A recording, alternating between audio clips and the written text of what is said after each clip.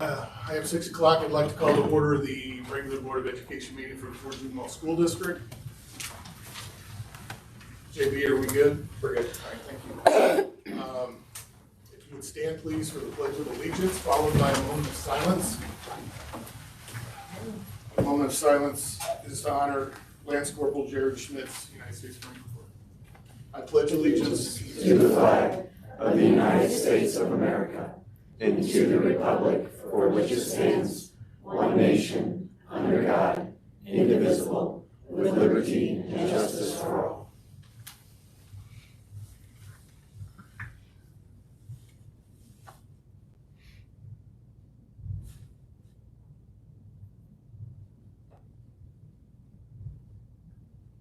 Thank you.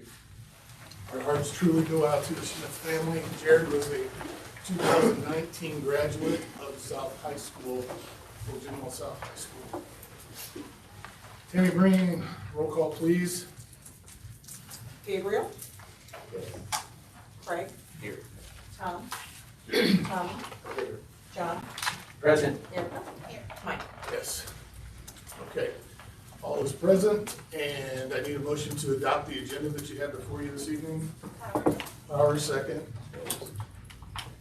Helms, all in favor say aye. Aye. Any opposed? Motion carries. Time now for comments from the audience, but before we begin, I'd like to remind everyone that this is a board meeting rather than a public forum. The primary purpose of this meeting is to conduct the business of the board in a timely manner, and as such, please keep the following in mind when presenting comments to the board. Individual remarks will be limited to 3 minutes and to 1 appearance per person. Please understand that generally, comments or questions directed to the board will not be answered during this meeting. Comments about individual students or personnel may be redirected to closed session or submitted through written communication to the Board of Education due to the confidentiality considerations. The Board of Education would like to remind speakers that they are responsible for any potentially defamatory comments made during the public comment portion of the meeting. And finally, please continue to show mutual respect to all parties. This is a professional meeting and we expect to maintain decorum at all times. And we do have police officers present, and I will not be, I will use them if I have to remove someone that becomes unruly. So with that, I do want to call, I apologize, I can't quite read your writing. I believe it's Tom Brock. I hear this It is for Tom last though, time. right? Yeah, I had, okay. we're good. Thank you. Next time we'll get it, Brock. Yeah. Thank you. My name is Tom Brock. I have 4 kids in the Fort Zumwalt School District. As I mentioned from the last board meeting, we actually moved here to Fort Zumwalt because of the mask optional setting. I do want to acknowledge parents of children with really particular special health needs. They want their child to have the same experience as everyone else, just as I do. We do have a child with numerous serious medical issues. However, at our most challenging points, we really didn't ask the school or expect them to cater to us. We didn't ask other kids to change their behavior. Instead, we worked together with doctors as a family to try to take care of the issues ourselves. I did want to just present data tonight. I know that anything related to COVID is a pretty emotional issue, but I just want to share some data. The first is from 3 very notable doctors about masks. Jay Bhattacharya, MD, PhD, professor of medicine at Stanford University, states that masks are not effective. In fact, they've been harmful. People believe masks will protect them, so that can cause issues. It does not protect them at all. Dr. Sunetra Gupta, PhD, professor of theoretical epidemiology at Oxford University, states that we're spending all this effort on wearing masks and it does nothing. Masking children is psychologically deeply damaging. Scott Atlas, MD, former White House COVID advisor and senior fellow at Stanford University's Hoover Institution, states, there is no evidence that mask mandates are effective in stopping the spread. It's harmful to elderly and to children. There's no scientific rationale to have children wear masks in school.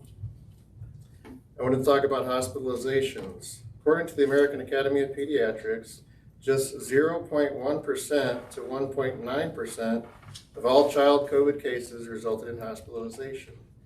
According to the CDC, the hospitalization rate is 1.08 in 100,000 kids hospitalized for ages 0 to 4. It's also 0.09 in 100,000 kids for teens hospitalized for ages 5 to 17. According to Johns Hopkins, the death rate in children is 0.00% to 0.26% of all deaths due to COVID. As far as deaths go, all deaths involving COVID-19 in the last year and a half in the 0 to 17 age group were 439. All deaths involving pneumonia in the same 0 to 17 age group was 949. All deaths from abuse were 1,780, and kids that died from gunshot wounds were 3,285. According to cases and mortality rate by Johns Hopkins, the survivability rate in May was 98.2%. The survivability rate in July is 98.3%. The survivability rate in September is 98.4%. Thank you, Mr. Bell. Amy Robertson. I have a copy for everyone. Do I give it?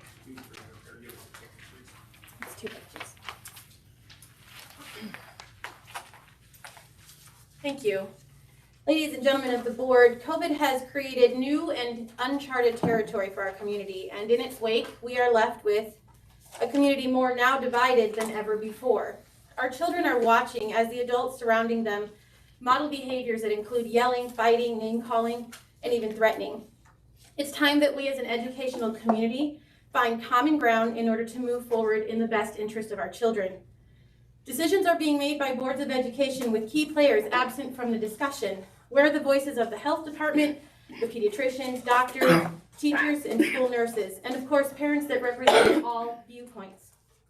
Our lack of a health advisory subcommittee consisting of these key players has led to the unfortunate social situation we find ourselves in. It is one in which our children are watching us argue, nitpick, and bully one another, and it's time for that to stop. It is my hope that the board will move to create a health advisory group with all the right individuals at the table to make the best and most informed decision for our school community. Kirkwood School District has a health advisory group similar to what I'm describing, guiding their decision making.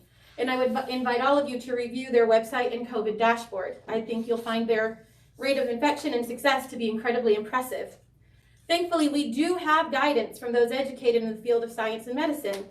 The AAP, the health department, and DESE have all given very clear guidance on how to move forward towards safer schools while also keeping students in school. Under the current guidance, if both an infected student and the child sitting next to him are masking, the exposed student has no quarantine unless he or she tests positive or shows symptoms. In other words, we can drastically reduce numbers and decrease the spread of COVID by enacting a universal mandate for masking throughout the district. One district that is comparable in size to Fort Zumwalt is Parkway. Parkway has a mask mandatory policy for indoors, and I provided you all a chart comparing their positivity and quarantine rates to Fort Zumwalt for your review. There would, of course, need to be exceptions for 504 and IEP needs that inhibit some students' ability to successfully engage in the learning environment while masking, and those issues could be handled on an individual basis. I stand here asking you as a board today to choose to follow the immediate guidance of the health department, the AAP, and DESE, while the time is taken to create a health advisory group as I have described. This way we would be providing immediate and appropriate COVID mitigation, but still allowing all sides of the scenario to be carefully reviewed and specific strategies to be utilized later per their informed recommendations. Ladies and gentlemen, if we don't begin to listen to each other and listen to our health specialists, frontline teachers, school nurses, and parents, then we are at risk of ignoring the medical and scientific guidance of the health community at the expense of our own children. Let's decide tonight that the students of Fort Zumwalt are too valuable to risk that expense. Thank you.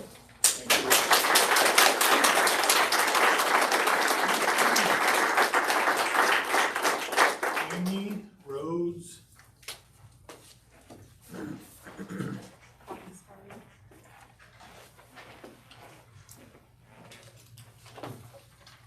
My name is Amy Rhodes. I have 4 kids in the district. On December 7th, 1941, hundreds of Japanese planes and bombers attacked the U.S. naval base in Pearl Harbor and killed 2,403 Americans. President Roosevelt declared war on December 8th. The war effort required substantial sacrifice on the part of Americans. Loved ones were sent off to fight. Those remaining behind experienced food and gas rationing. They planted victory gardens, volunteered in civil defense, donated to scrap metal drives, paper drives, and rubber drives. These sacrifices, and many more, were viewed as a patriotic duty to help avoid senseless death at the hands of the Japanese and their allies, and to show support for troops serving abroad and for their families left behind. By the end of the 6 years of U.S. engagement in the war, 405,399 Americans would be killed in action. On September 11th, 2001, 2,977 victims were killed in a series of 4 terrorist attacks. In the aftermath, Americans joined together to raise money for the families, to mourn with them and honor their loved ones. Planes were grounded, and when flights resumed, we were asked to make sacrifices to prevent a similar attack happening again. To this day, there are many restrictions on what we can bring onto an airplane and how we are allowed to pass through security. We have accepted this as a sacrifice acceptable to prevent more deaths. On August 23rd, 2005, Hurricane Katrina made landfall, flooding 80% of the city of New Orleans, destroying infrastructure and homes, and killing 1,833 Americans. In the aftermath, Americans from all over assisted in evacuations, provided shelter, donated supplies and money, helped clean debris, assisted in the rebuilding. Tens of millions of volunteers sacrificed their time to help with recovery. On March 11th, 2020, the World Health Organization declared COVID-19 a pandemic. To date, 670,000 Americans have died from COVID-19. In just over a year and a half, Americans were asked to make sacrifices to help support our embattled healthcare workers, to honor those who have died, to comfort the families who have lost loved ones, and to avoid more unnecessary deaths. I would like this board to please become a part of the solution so we can avoid more unnecessary, preventable deaths. Thank you.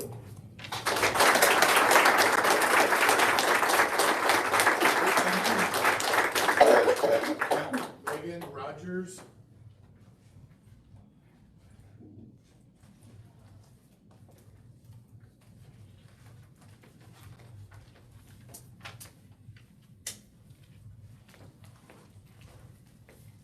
My name is Megan Rogers.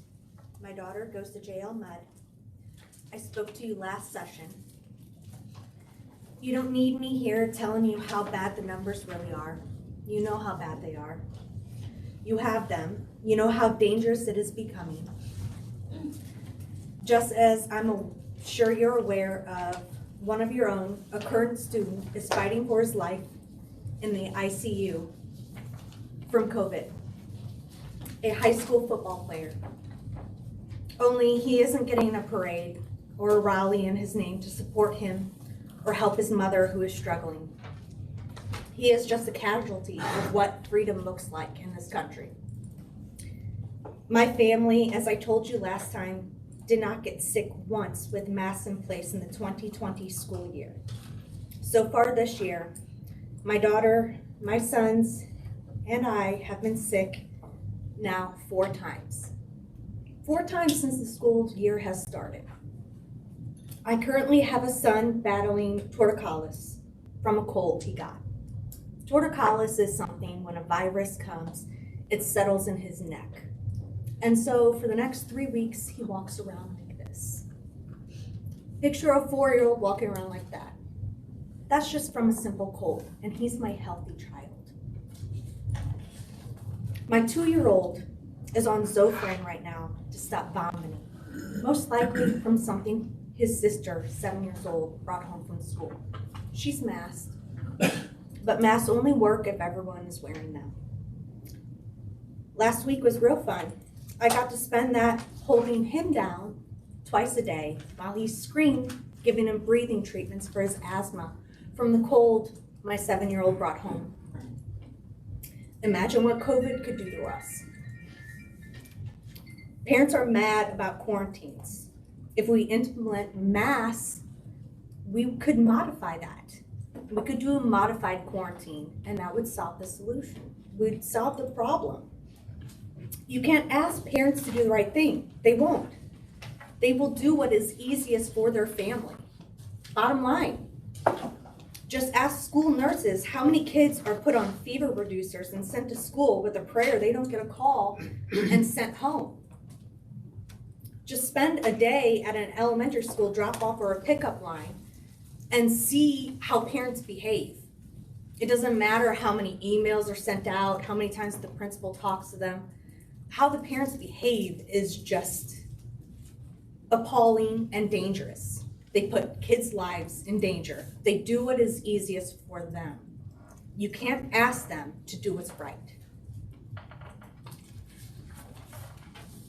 Last year, we were the ones to watch to go back to school with COVID. Now we are on the news for headlines of, oh my God, look what they're doing. For bad statistics. Please start protecting our children. We're trusting you with them.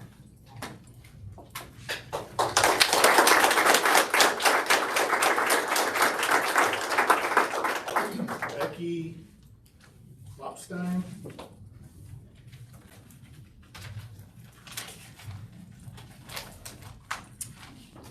Hello, my name is Becky Lippstein, and I'm a parent of 2 at Fort Zumwalt North and a past employee of Fort Zumwalt. I am here tonight for a very good reason. I want to speak up for an instrumental person on your board, Mr. Thomas Emmons. It has been brought to the public attention that some, but probably just a few people, would like Tom removed from his seat on the board because he has moved out of state. I say absolutely not. Tom was elected for a term that ends shortly, and removing him in a critical time such as this with COVID, school closures, masking, quarantines, etc., it would not be beneficial to our district. Tom has been through the weeds and back with this board. He knows every aspect of what you were all trying to accomplish in keeping our kids in class and safe, and he needs to remain in his elected seat. These are just a few of the many reasons why. Number one, Tom has been the most engaged and committed board member this district has ever had, and the only reason that this is coming up is because some people want to see the continuation of child abuse and student abuse through the justification of COVID. Number two, Tom and his wife are both graduates of Fort Zumwalt and lifelong residents of Missouri, where up until August they were raising 5 children in our district and were very active within their school. Number three, Tom still owns and operates a home in our district and pays taxes to our state and district. This home is being used only by his family, and it's not a rental property.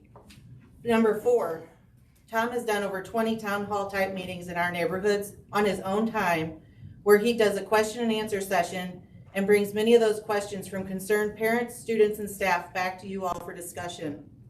Number five, Tom raised more than $7,000 on his own time to help our school counselors purchase washers and dryers so that they could wash the belongings of our disadvantaged children. Number six, Tom hasn't missed any school board related meetings or appearances due to this move. In fact, Tom selflessly pays for airfare whenever needed to be back for all of it.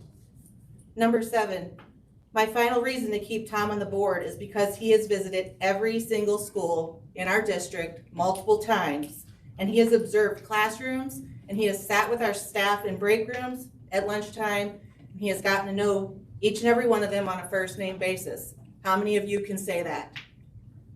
I'm asking that all of you stand up for Tom and do what is right and let him finish this term. He is an asset to this district.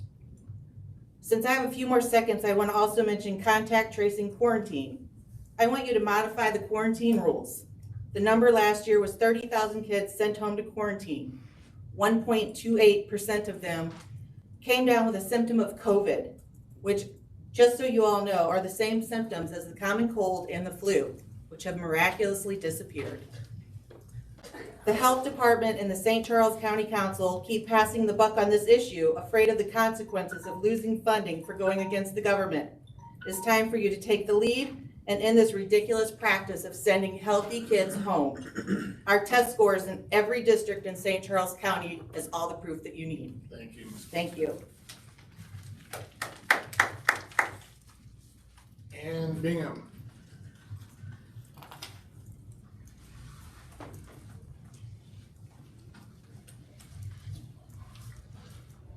Thank you, ladies and gentlemen of the board, staff of the district. I'm Ann Bingham. I'm with the Find the Light Foundation. I'm a 30-year education professional, and I don't envy your position. I don't. These are really tough times, and you have every bit of my respect. I'm here tonight. You've heard us speak a lot about mental health. You've heard us speak a lot about mental health of our students, and tonight I'm not talking about that. Tonight I'm talking about the mental health and support of our student, or our faculty, our staff, and our counselors. When we opened the meeting tonight, we took a moment of silence for one of our alumni. I'm the parent of two amazing kids that this district has raised, one of whom founded Find the Light. So you have that to be really, really proud of. And that school, sorry, I'm really chilly, sorry about that. And Fort Zumwalt East, or East High School, one of our players is now getting out of ICU because of COVID. That takes a toll on our faculty and our staff and our counselors. And as you all have recognized, that plays, our counselors do not have the capacity to take on yet more for our students and our faculty and our staff. When our staff when kids get sick, that affects our staff in a very specific way. When our kids continue to get sick, when illnesses get worse, when kids go in the hospital when they don't come out, our staff have to internalize that. There is nowhere to go with that. And our counselors cannot support that. We don't have the resources. Masking is a really simple thing that we can do to protect everybody from that. When the Find the Light Foundation says, not one more, we mean not one more. Not one more death in this district. And we're here to protect all of our kids from needless death. And that means the simple act of wearing masks until, as Amy said, we can finally come together and have a committee that hears from all sides about how to approach this together and move forward. Thank you so much.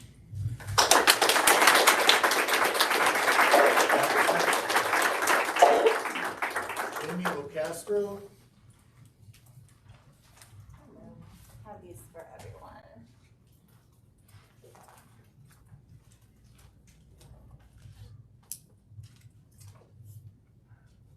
Hello, Dr. Jabray and members of the board. My name is Jamie Locastro and I'm a parent to two kids in the district. Thank you for allowing me to speak again in favor of a mask mandate for our school district. Some people say I like to talk a lot, so I'll try to keep it within the time limits. I brought a chart which is attached to the back of what I handed out. It's similar to the one that Amy presented to you. And I did just want to call your attention. I'll send you the clear copy. It's a little hard to read on the printout. But the positives in a comparative district, which Parkway is shown in green and Fort Zumwalt is shown in orange, were 147 positives to their 27 to date. So you can see that the mitigation is happening from wearing masks. Something else I'd like to bring up is that at the last board meeting, it was alluded to that the job of our board is the education of the students and not necessarily their health and safety. When in fact, a very important part of the Board of Education, superintendent and staff's responsibility within a district is to create and enact policy that protects the physical and mental health and safety of our students. Our district's very own policy manual, which can be found on the district website under Support Services, Section E, reads, "The Fort Zumwalt School Board recognizes its responsibility to protect the health of the students and employees from the risks posed by communicable diseases. In addition, health and safety are even intertwined into our curriculum. Our district incorporates health education, which according to DESE provides students with experiences and opportunities to achieve health literacy. And the #1 standard of the National Health Education Standard says students will comprehend concepts related to health promotion and disease prevention to enhance health." As my daughter pointed out, her principal in the first 2 weeks of school spent a lot of time discussing how important safety was. They had intruder drills and fire drills to help keep them safe at school. And so now that we've established that our district finds health and safety important in general, I wanted to talk about some of the other subjects we teach in our school. Science seems to be pretty important. I know our district, rightfully so, spends a lot of time on STEM lessons and activities. In ELA, our district teaches kids how to cite articles and use reputable sources. In social studies, our kids are taught wonderful lessons about being a good citizen and what that entails. We teach our kids to be good leaders, to do the right thing even when it's hard. But despite this, it feels like as district leaders, you're asking kids to do as we say and not as we do. Is our district educating kids to perhaps one day become experts in their field, only to turn around and ignore their advice under political pressure or inconvenience? If our district is teaching all of these important subjects in our school, shouldn't our leaders also be reinforcing those lessons by walking the walk when it comes to COVID policies in our school? If we continue to ignore the guidance from the medical and health community, we risk doing so at the expense of our own children and community. I urge you to please follow the recommendations of the AAP and CDC and implement a mask mandate. Thank you.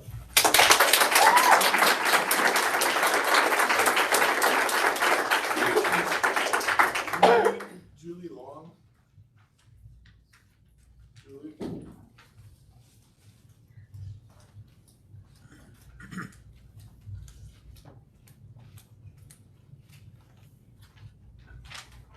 Hello, good evening. Board members, Dr. DeBray, and other staff. Thank you for the opportunity to speak with you this evening. I'm very grateful to every board member for stepping up and serving our community. Thank you very, very much. Specifically though, I'm here to speak to recent scrutiny one board member has unfortunately received. I'm here to speak up for Tom Evans, as he has for so many children. I met Tom Evans as he was running for his current seat and loved his platform, as well as his huge heart for children. I found him easy to talk to, as well as eager to listen. Since then, I've become more acquainted with his entire family and found his character to be second to none. He is generally here for the right reasons and cares deeply for this district, the children in it, as well as the staff members. I found him supportive, dedicated, and careful with his decisions. After a recent relocation out of state for business purposes, he made the choice to stay on the Board of Education and faithfully finish his term. He still owns a home in this district and flies back for board meetings and open forums he personally hosts using his own funds for air travel. This was not a secret and something he reported to this district. Weeks after that, and after no complaints of his residency, a vote was made regarding a mask mandate. Only after his vote were there calls for him to be removed from his seat by people who I believe simply didn't agree with his vote, doxing him along the way. Mr. Emmons voted after hearing from his constituents that he regularly makes time for, again hosting open forum meetings with any parents in the district being welcome. Leaving the board would be a true disservice to the 18,000 students in this district, including my own children. I've taken the time to get to know what he stands for, watched him dote on his beautiful wife, and pour his love into his children's lives. He always stands up for the little guy, holds true to his values as a leader. He stands firm with his morals, which means I faithfully stand by him. Mr. Emmons, Tom, I'm sorry there are cowards and keyboard warriors out there trying to take you down a few notches. However, most of the parents in this district, no matter how they feel about masks, notice your grace in handling the situation. I paid attention too, and I can't wait to see who runs next and for the Board of Education election for this unpaid, selfless, often thankless position that you all hold. Thank you all very much, no matter how you voted.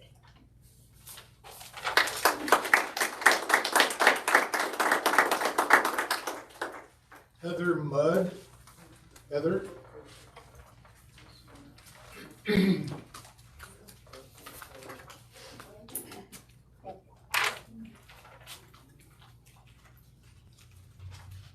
evening. Thank you for giving me the time to speak with you. My name is Heather Mudd. I have 3 children in the Fort Zumwalt School District, a junior at West High School, a 6th grader at West Middle School, and a 3rd grader at Twin Chimneys. I've lived in this district for 21 years in the same house in Twin Chimneys subdivision. I previously worked in the municipal bond business, and I believe this is over 500 school board meetings that I've attended in that capacity.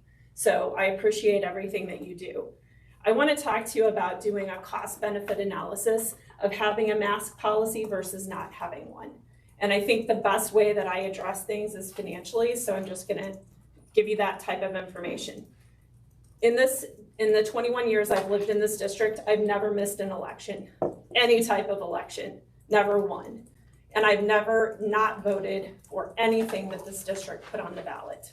I've always believed that this district was conservative in nature, and I don't mean Republican. I mean conservative in terms of taking the conservative approach to things.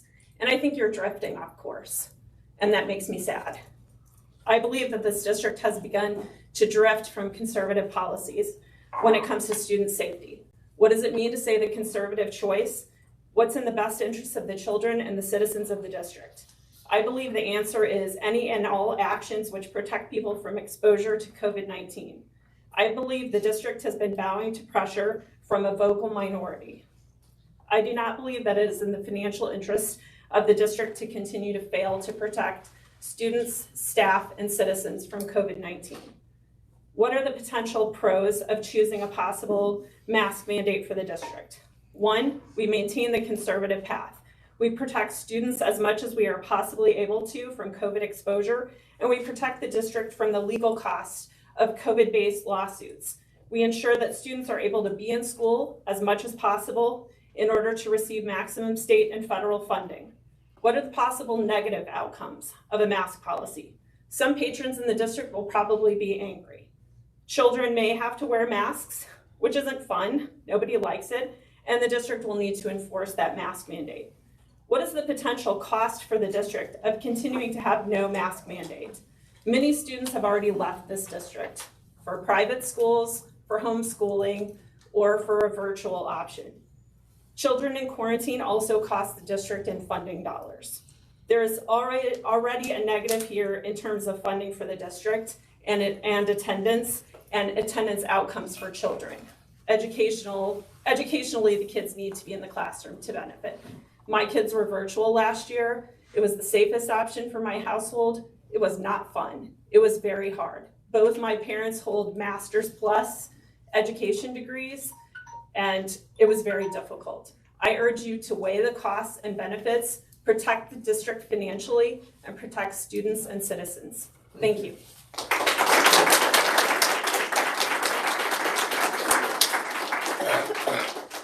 Carrie Schindler.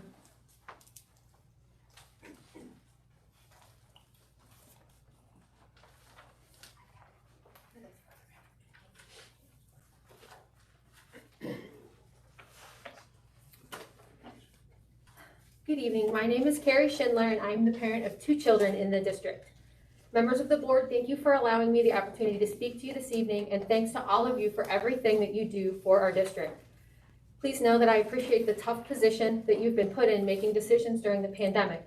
I hope that you can appreciate the tough position that parents have been in as well, as we're all working together to try to provide the best educational opportunities for our children.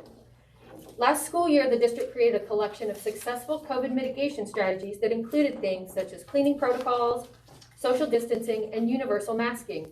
Our district was extremely successful and effective at keeping kids in school and safe, which is so very important, as I think we can all agree that in-person learning is where most kids need to be to succeed. You've received data and facts from many qualified individuals about increases of COVID cases in children and medical advice regarding COVID mitigation strategies. When our successful strategies were changed, I became concerned about the implications myself and asked, am I doing everything in my power to keep my kids in school and safe? Because I want to answer yes to that, I'm here to talk to you today. I'm here to speak for and advocate for a particular group of children in our district, those qualifying for accommodations under Section 504 of the Rehabilitation Act of 1973. This is a federal statute that was enacted to protect people with a disability. Disability covers a wide range of conditions and includes things like asthma, cancer, or immune-compromising diseases, things that may not be apparent just by looking at a child.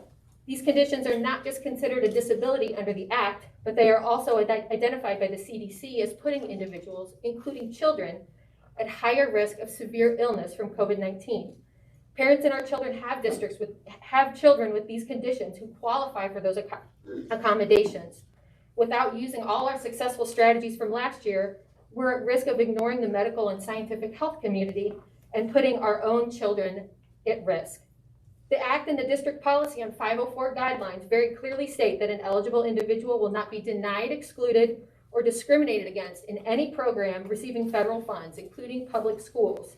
This federal statute is in place to guarantee that an eligible child is entitled to reasonable accommodations to ensure they get a free, appropriate public education.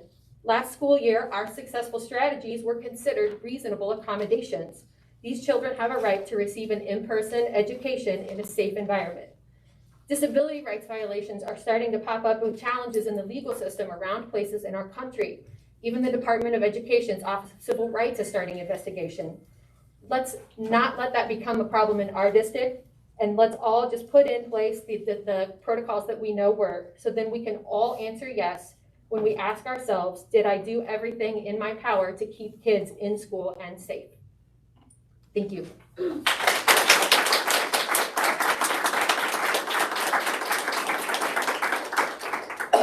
Maria Wallace.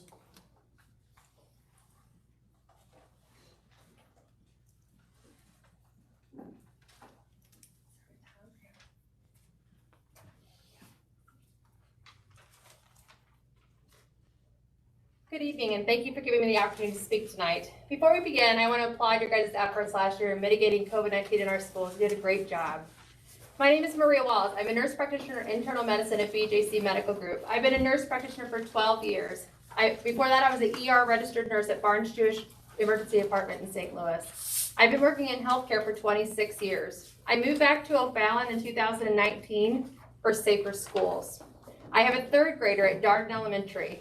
Dr. DeBray, you were my superintendent when I started the third grade at Darden Elementary 32 years ago.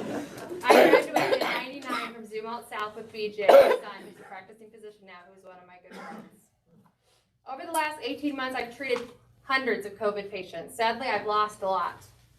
Others are still troubled with chronic problems from either mild or asymptomatic infections from last year. This is not just like the flu. Please trust us. I'm not going to stand here tonight, though, and talk about case numbers or hospitalizations or deaths. I won't talk about the science of the guidelines anymore, recommended by literally thousands of healthcare leaders. Tonight, I want to discuss our collective freedoms and rights, the same freedoms and rights that we all share and that we're all so very passionate about protecting.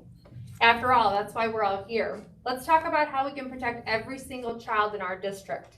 Let's have a real conversation about how we can preserve our rights and keep our children safe from this invisible predator. According to our local health department, if someone is exposed to a COVID positive person, they're advised to quarantine for 14 days. What if it's our own child who's sick and positive? How does that affect our freedoms and rights? First, that would require all exposed parents and guardians to be off of work for 14 days. Does everyone in this room have 14 days of PTO or vacation time saved up? If not, we could have a grandparent or a babysitter watch our child. Are we willing to get them sick who may not be able to survive it? Are we willing to be so cavalier with our resolve to preserve our individual rights that we're going to trample all over our neighbors and our families' rights to remain safe and healthy? What about extracurricular activities? Are we willing to take our child out of football, soccer, dance, Girl Scouts, or other clubs? Our right to have a normal life keeps having setback after setback. And what? Because the mask is inconvenient? They do work. I'll show you the science. We know that. They worked last year. Lastly, what about our right to our children in school without interruption from illness or quarantine or contact isolations? We can keep the schools open by simply having them mask again. We can go back to modified quarantines. There's a lot of division in this issue, but the one thing that brings us all together is our love for these children. Now is our opportunity for us to keep them safe so they can enjoy their freedoms. We literally get to save lives and livelihoods and by looking out for one another. This concept for looking out for one another is what our great nation was founded on. We wouldn't let someone's child starve or go to school naked. Why would we consider sending them to school without adequately preparing for this virus? Please reconsider the mask mandate. We sadly are ignoring the medical and health community at the expense of our own children and our own community. Thank you.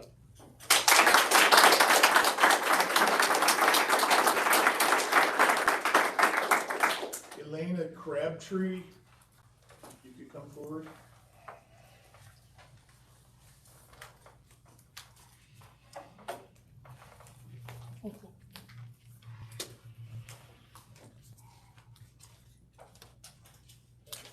Good evening. My name is Elena Crabtree. I'm a teacher in Fort Zumwalt. I've been teaching in this great district for 15 years.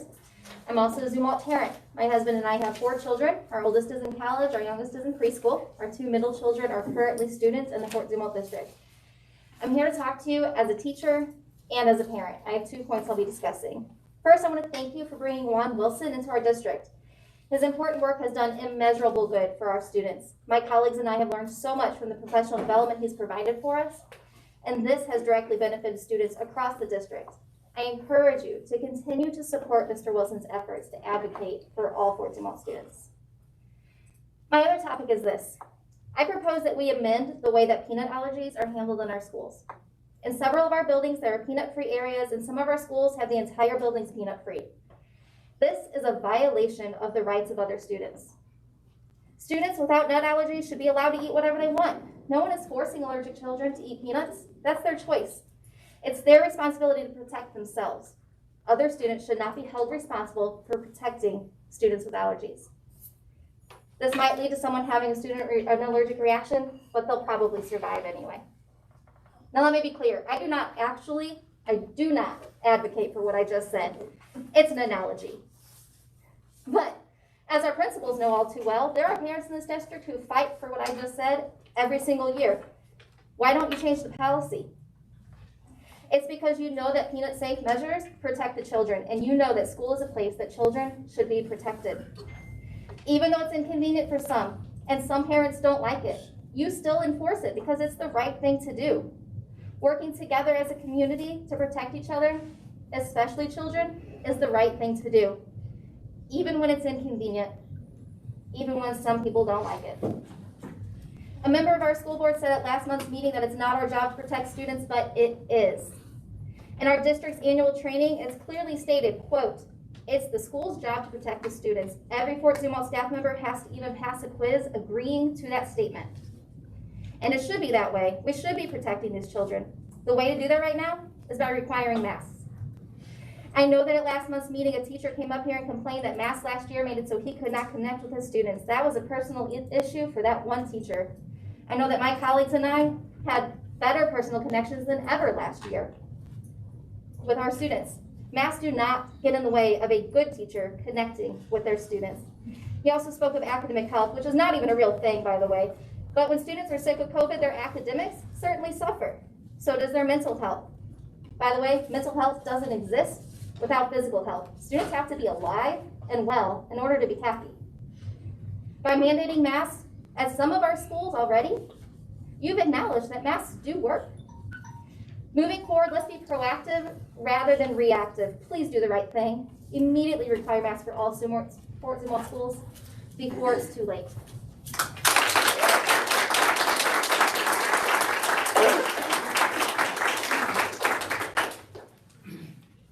Justice, Christopher. Justice? Outside. Is outside? Okay. Let's go, is Stacy Wigman in here? Also outside. They're all outside? All right.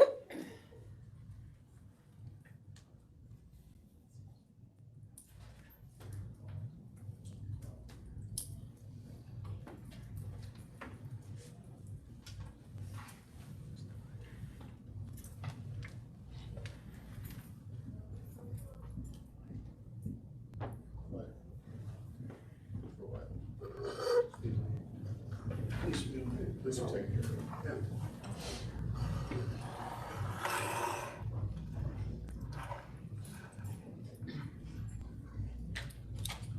Justice Christopher? Yes, and then officer, if you could prepare Stacy Wigman as well. Stacy Wigman.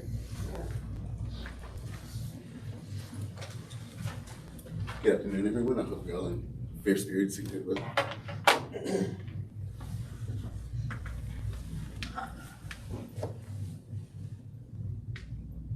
All right, so before we get started, my name is Justice Christopher. I'm an alumni from the school district, and I'm also the executive director of the Find Life Foundation. It's so nice to see you all. First time speaking here.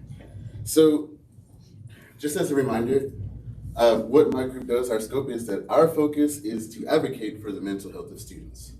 And because of that, we had intended to stay out of this debate about masks. However, it's become clear to us that the mental health of students is tied to the decision that the board makes on this. And some district leaders have used mental health as their reasoning for voting one way or the other. Because of that, I felt that we needed to make our position known. Our position, based on conversations with parents and students, is that the best thing we can do for the mental health of our students is to keep them in school. And I'm sure you will all agree with me on that. When students are pulled out of school for quarantines, their academics inevitably will fall behind. And that's in spite of any efforts that a teacher, the student themselves, or a parent can help make them do. So they also become isolated in their communities in a time that having that strong support system is really integral to their development. By making the masks optional, you invite opportunities for some really volatile conversation to happen that can really kind of take away from that student's educational experience and as well as everyone else in the class, because they're now not focused on what's going on with the teacher, what is that lesson, but this conversation that's incredibly polarizing.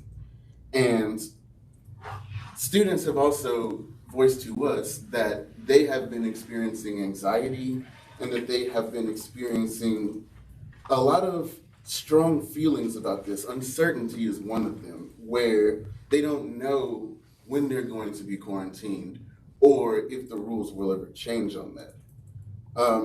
What they really need, though, is that these kids need stability. Stability is one of the most grounding things that a kid can have because it allows them to stay focused and not worried about that uncertainty, letting that kind of snowball into more generalized anxiety.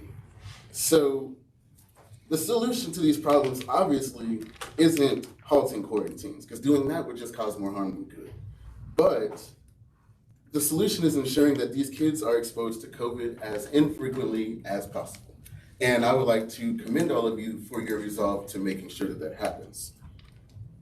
We're glad to hear that. And we ask, however, that the board consider all the mental health impacts of the decision that they make tonight. No obvious mental health impacts. There are obvious mental health implications, physical health implications that come with going to school during a pandemic. We know that. We just need to make sure that students don't have to worry about if they bring an infection home to a younger sibling, a sicker sibling, someone who can't get vaccinated, or just for the betterment of themselves. Mr. Christopher, your time's up if you could So, come to a conclusion. Long and short is, I want to thank you all for doing everything that you have been doing, but I just want to make sure that you guys are taking into consideration all of the aspects that go with making sure that these kids can come to school because that's what they really want. If we can do whatever we can to avoid these quarantines, then we should do it. And that's my spiel. Thank you very much. Thank you so much.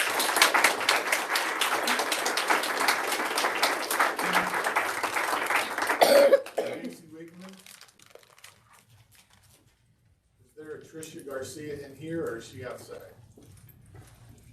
Sergeant, if you could where? Oh, I'm sorry, never mind.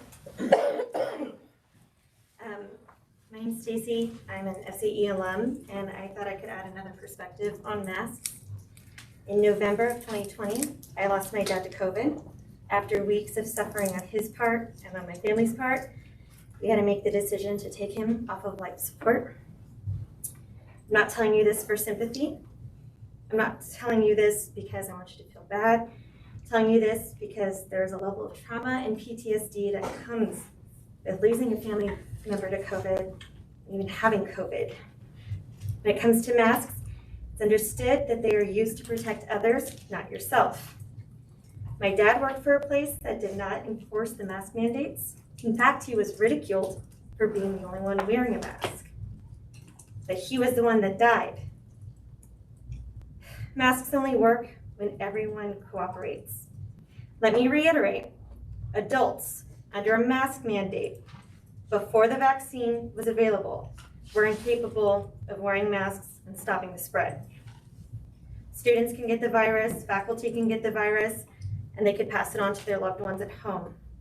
Speaking from experience, the loss of a loved one from this disease does not bode well for one's mental health.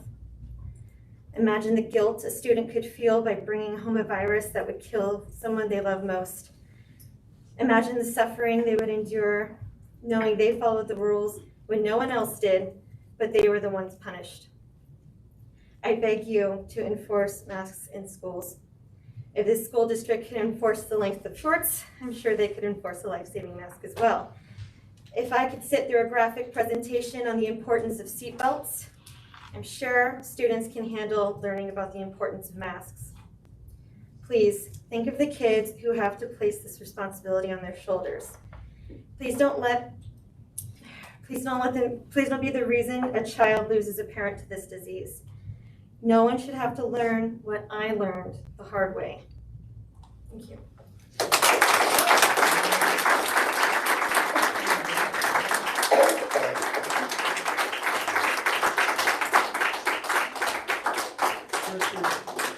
Tricia Garcia.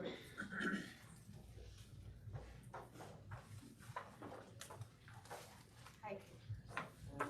My name is Trisha Garcia. I've been a teacher in our district for 16 years. In light of recent events, I was compelled to speak to you tonight because I think it's necessary to address the actions of one of our school board members, Mr. Thomas Emmons. While teaching at Flint Hill Elementary and prior to his school board election, I grew to know Mr. Emmons as a parent. For 2 consecutive years, 2 of his 5 children were students in my classes.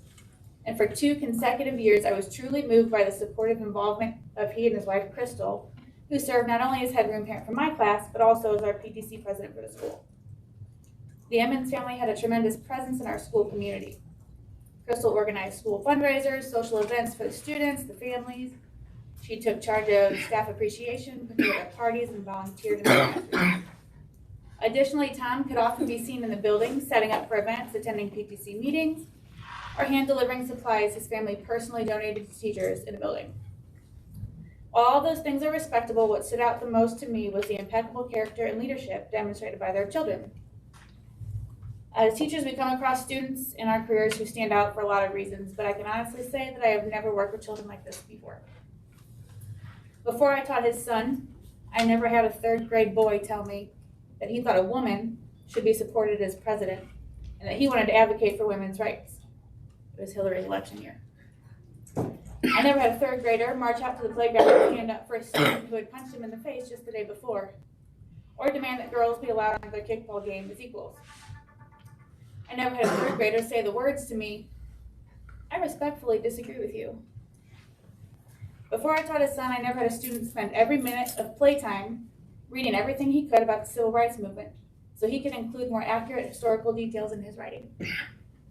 These are just a few of the countless things I remember vividly capturing my heart, and every single one that little boy told me was because he had talked it over with his dad. The next year, when concerns arose surrounding district transparency, while lots of parents voiced their concerns by making noise, Mr. Emmons took the initiative to be a change maker.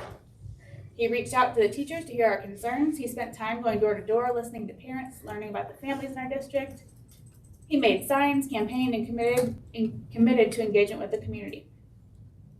As a board member, I was delighted but not surprised to learn he was spending time visiting each school building, learning about each one and making himself available to staff members for discussion. Additionally, Mr. Emmons continued and continues to make himself available monthly to hear and discuss concerns of our community members, openly willing to find truth in his counterpoints. Mr. Emmons has reached out to me personally to gain teacher perspective on curriculum implementation and the effectiveness of the dyslexia training we receive with our students. In addition to demanding smaller class sizes, fighting to eliminate the salary freeze for teachers, and creating a public social media page to ensure transparency for all, he's continued to serve beyond the typical parameters of a school board member to show his true integrity. He took it upon himself to raise awareness and funds to provide our elementary schools with washers and dryers to protect the mental and social health of our young students, personally picking them up and delivering them to schools with his children in tow so they could also feel the importance. Afterward, he also volunteered to personally visit the schools and do loads of laundry for the students. For 2 consecutive years, Mr. Emmons used his public platform, offering to personally create Easter baskets for any families in need to ensure that all children had a basket on the Easter point. Ms. Garcia, if you could conclude. I understand how easily passion and difference of opinion can make it easy to forget that our goal is the same. We all want to be the best we can for our kids. It's my hope that no matter what opinion we have, we can follow the lead of a very dignified and noble 8-year-old and just respectfully disagree. Thank you. Kristen Ward.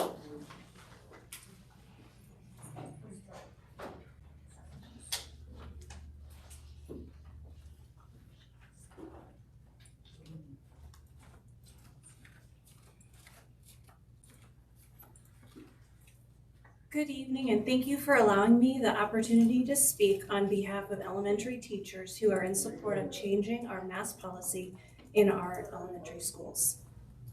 Our district mission statement says that we will provide an education in a positive and safe learning environment so that all students can reach their potential. I believe that our current learning environment is not as safe as it could be. We can make it safer and do better for our students. COVID is real. The COVID variant is real, and COVID has been proven deadly. We know that masks can prevent the spread of all viruses, including COVID, in children. The St. Charles County Health Department recommends masks for anyone who is unable to socially distance. This is especially important for groups who are unable to vaccinate. Our population of K-5 students are not vaccinated, and they cannot vaccinate. This makes them particularly vulnerable to catching COVID-19 or the Delta variant and spreading it to their peers, their family members, some of which may be elderly and immunocompromised. During the 2020-21 school year, when masks were mandatory for our K-5 population, I was blown away by how compliant our K-5 students were to wear their masks. When we required all kids to wear masks, they all did it and they didn't complain about it. This year, I have seen kids removing their masks because they're doing what others are doing. This year, I have seen, last year, I had approximately 7 students quarantined throughout the entire school year in my classroom. This year, during the first 19 days of school, I have already had 3 students quarantined. So what has changed? Our mask policy. It is near impossible to teach elementary students effectively when they are not at school. In our elementary population, we have students who were virtual last year or still catching up from the closure of 2020 or coming from other districts who have learning gaps to be filled. We cannot fill these gaps when students are not in school. The best place for elementary students to learn is in the classroom. We can make it safer and do better for our students by requiring masks for our K-5 population. I am proud to say that I am a mother of 3 children who attend or attended Fort Zumwalt schools. My girls never attended elementary school during a pandemic. They are in middle and high school, and they are fortunate to be old enough to get the COVID vaccine during this pandemic. They are self-sufficient enough to use Canvas to retrieve their work and independent enough to complete their missed work. Our youngest population cannot do this. For this reason, I am recommending that you change our current mask policy in our elementary schools. We can make this environment safer. We can do better by requiring our students to wear masks. Thank you for your time.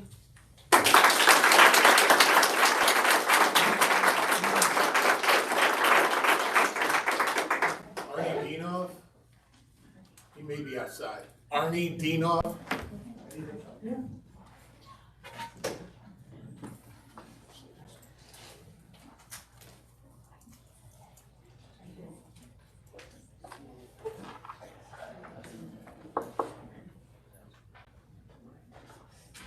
Katie. Yeah, go ahead. No.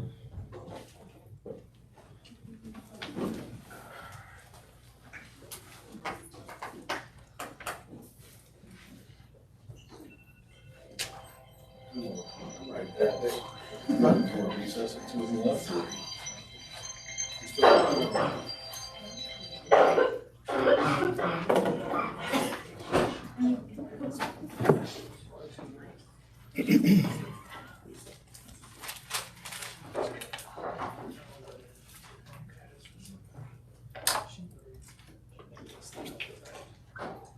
Go ahead.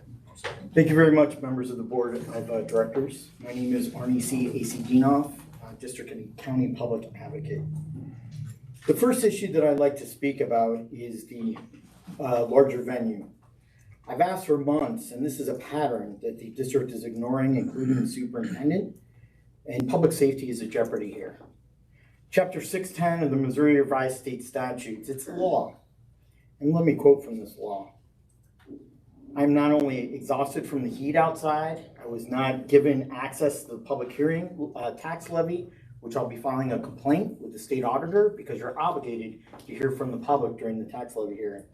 I was here at 5:27 p.m. and denied access to this building. Of the state law, chapter 610.020, subsection 2, in the middle of the paragraph, each meeting shall be held at a place reasonably accessible to the public and of sufficient size to accommodate the anticipated attendance by members of the public. This is the third month that you have violated this law. And if this continues, I will go to circuit court and get an injunction and get a judge to sign an injunction to force you to have reasonable public accommodations at one of our auditoriums free of charge at one of the high schools. As I stated, I came to the public tax hearing and was denied access by the police officers. I have some concerns about the tax levy hearing. I want to call your attention, and I take it very seriously, the lawsuit of Larry Blankenship versus Franklin County in the Spain Public School District. The school district, in our school district, is out of compliance with section 137.073.512 of the revised state statutes in the calculation of local tax levies. Our tax levies are unconstitutional since 2012, and that's what the Eastern District Court of Appeals has ruled. The strain Japan R16 school district of Franklin County, and the court issued a refund in the amount of $770.09 to Mr. Blankenship and $347,000 in legal fees. Our tax levy hearing for last year was 4.060 cents. This year, the anticipated tax levy is 4.5894. So there's a 0.5286 cent increase. What about the state constitution Hancock law? The numbers just are not adding up here. And I have some real reservations with the tax levy. I am recommending that you do a tax levy of 4.5800. The next thing that I'd like to address is the Board of Director qualifications. Chapter 162.471 states each director shall be a voter of the district who has resided within the school for 1 year next preceding his election, appointment, and who is at least 24 years of age. There are no policies posted or available on the district's website involving the board policies. You have to not be a convicted felon, not a convicted sex offender, and pay your taxes up to date. You need to try to conclude the time. Yes, sir. I'm asking for the resignation of Tom Emons by October 1st. Otherwise, I will be instituting an investigation by the County Election Authority. I deem this office to be vacant. There are questions that he voted on that he voted illegally, and I will ask the circuit court to invalidate those public votes. Okay. I will be asking a court warrant tow, and this is wrong, illegal, insulting to our school district residents who actually live and reside in the community, not 1,035 miles away or 15 hours. Mr. Deanoff, we Yes. tried to give everyone the same amount of time in your. Oh, I'm sorry, I thought we were under the 5-minute rule. 3 minutes. Oh, I didn't know you changed it. It's right here. Okay, but the last time that I spoke was 5 It's minutes. right here. Okay, I did not see it. Okay. But just to sum it up, our state constitution in chapter 162 says you have to be a resident of the district. And I asked that the school board initiate that. Thank you, Mr. Dino. Thank you. Katie Gatewood.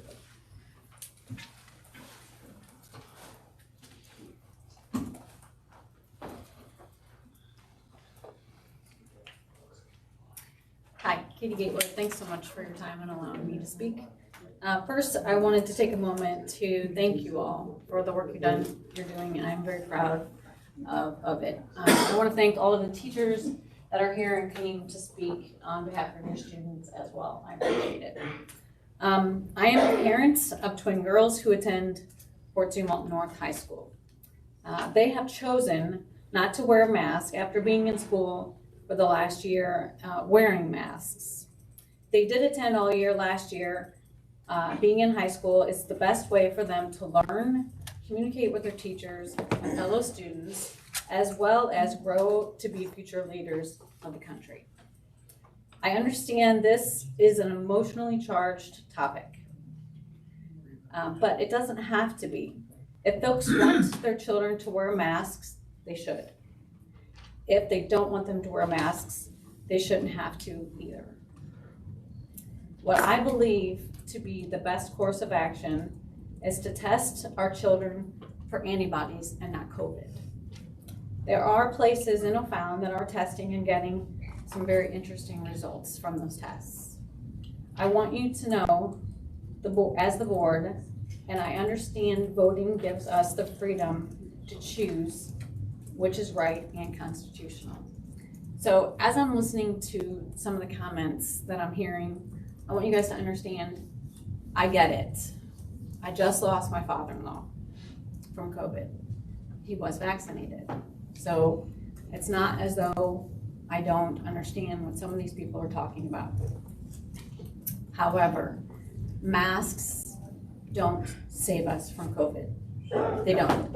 If you guys pay attention to kids, how many times they touch their masks, how much they're fidgeting with them, they're touching their eyes, they're touching the desks, they're touching the handles. There is ways to pass it on, even though they're wearing the masks. You cannot stop, especially little ones.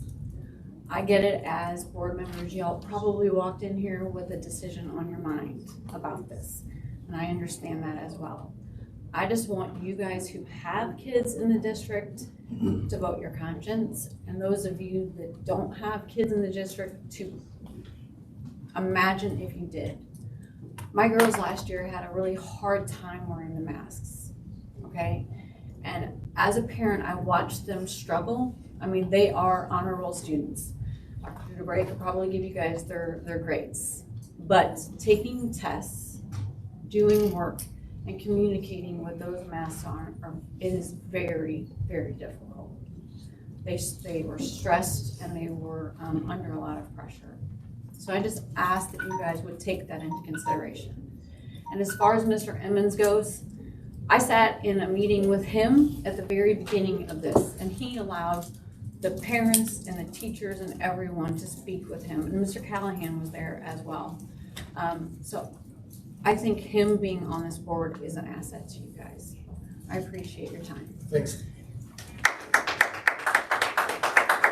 Ryan Listina.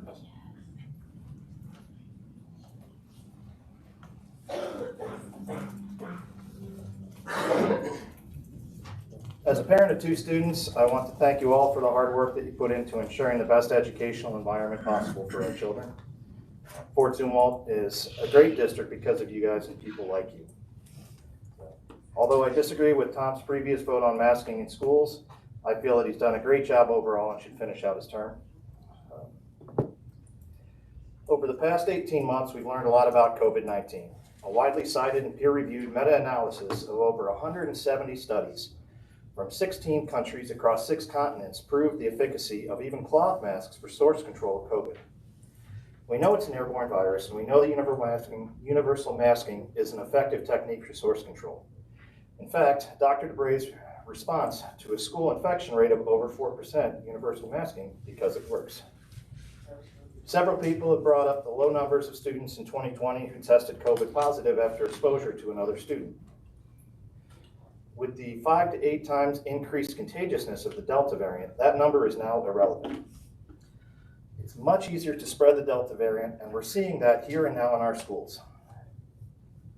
We saw more sick and quarantined Fort Zumwalt students in the first few weeks of this school year than we did in several months last year. The lack of universal masking and the prevalence of the Delta variant likely played a huge role in that unfortunate uptick. If our goal as parents and educators is to keep as many children as possible safely in class, then that goal should be universal masking of students and teachers. Thank you for your time.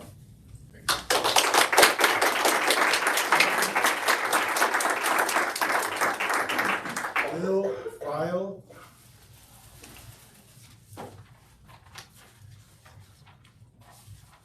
Hi, my name is Will File, and I have 2 daughters at MG Elementary in the district. I'd like to start by saying that from a parent's perspective, I can understand the health and safety of your child is one of, if not the highest motivating factors in our lives. Even small risks might not be acceptable to some parents. To the parents advocating for the masking mandate, I trust your motives in this matter are sincere. What I do want to speak to these parents that are concerned enough about child safety that they would push for a mandate of masks for everyone in school. I personally do not believe the risk is significant enough to justify this mandate, and what I would like to present today is meant to provide perspective to these parents and on the other side of the argument. Hopefully, this information alleviates some of your fear, no matter the outcome of any vote that may take place tonight. When addressing this issue from the board's perspective, I think that mitigating the COVID risk needs to be addressed in 2 separate factors. For one is the fallacy of the argument from authority, insisting that a claim is true specifically because a valid authority or expert on the issue said it was true without any other supporting evidence being offered. Politicians can lie, media can mislead, but the numbers do not lie. When addressing the numbers of COVID-19's impact on our community at large and our school district more specifically, the 2 questions that a parent and the school board must ask is how prevalent is this virus in our community? And I will measure that by current cases. And secondly, what has the non-recoverable impacts of the virus shown to be if contracted? From the first point, prevalence, this data is available on the county's website as of yesterday. The population of St. Charles County is 401,022 individuals. There are active cases of 1,337 across all demographics. That is 0.33% of our community is infected with COVID-19 at this current moment. From the Francis Health School District point of view, our population is 129,000 individuals. There are 396 active cases. That is 0.03% of our population.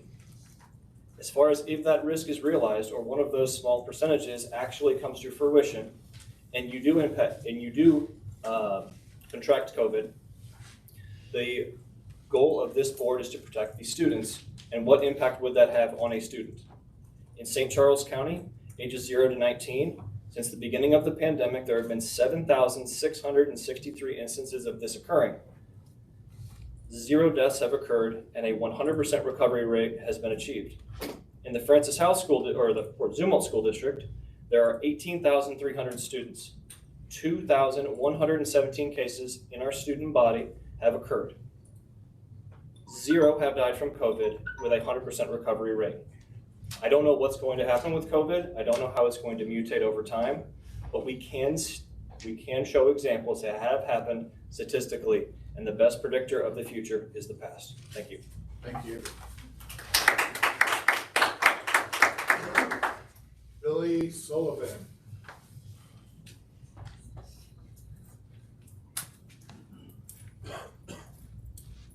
Thanks, guys. First off, I want to thank you all for your time and the job you do for our kids. I've heard it from several other parents. Fort Zumwalt's a great school district. Our kids have been here from kindergarten to senior at South now. I empathize with you for having to make such tough decisions because I know you're not going to satisfy everyone with your decisions. But the reason we're here is not for you or me, it's for our kids. I'm not going to go over all the different numbers and studies, as I'm sure, like me, you all are mind numb from all the figures and studies that change more than the weather. What I will spend my time on is the mental, social, and educational well-being of our kids.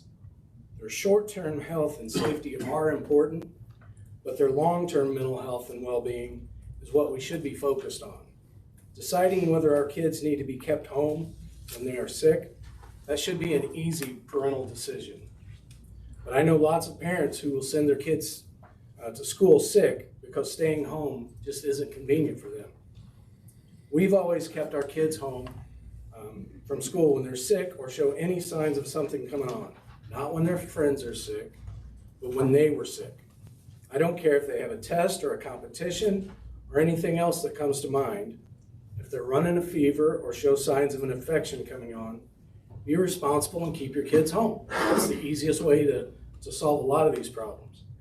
As far as the quarantining goes, quarantining a kid that has no symptoms and has merely been in the same vicinity as a kid who tested positive from one of the now proven defective PCR tests, that is wrong, and everyone here knows it. There are a few last points I want to make. Treating the unvaxxed and unmasked kids differently than those whose parents took the risk on an experimental, untested shot will have a huge psychological and social effect on all the kids in the school. Which brings up the one last point. The school has a strict policy on bullying and discrimination against kids, which it should. But by treating the unvaxxed and unmasked kids differently than those who have been given the experimental shot, you're violating your own anti-bullying, anti-discrimination policies. Please do the right thing tonight and vote for what is best for our kids, which is still staying mask optional and ending this quarantining that has cost so many hours and days of kids. Do that, and don't simply pawn it off on the misguidance of our state and county health departments. It's not their job, it's your guys' job. Dr. Onder has posted that with what he voted on 271. So I know you guys have a tough decision. I thank you all for what you do. Just keep our kids in mind with everything that you do with these votes. Thanks. Thank you. Michelle Wall. Michelle Wall. Do we still have people outside? Sergeant, could you check for Michelle Wall?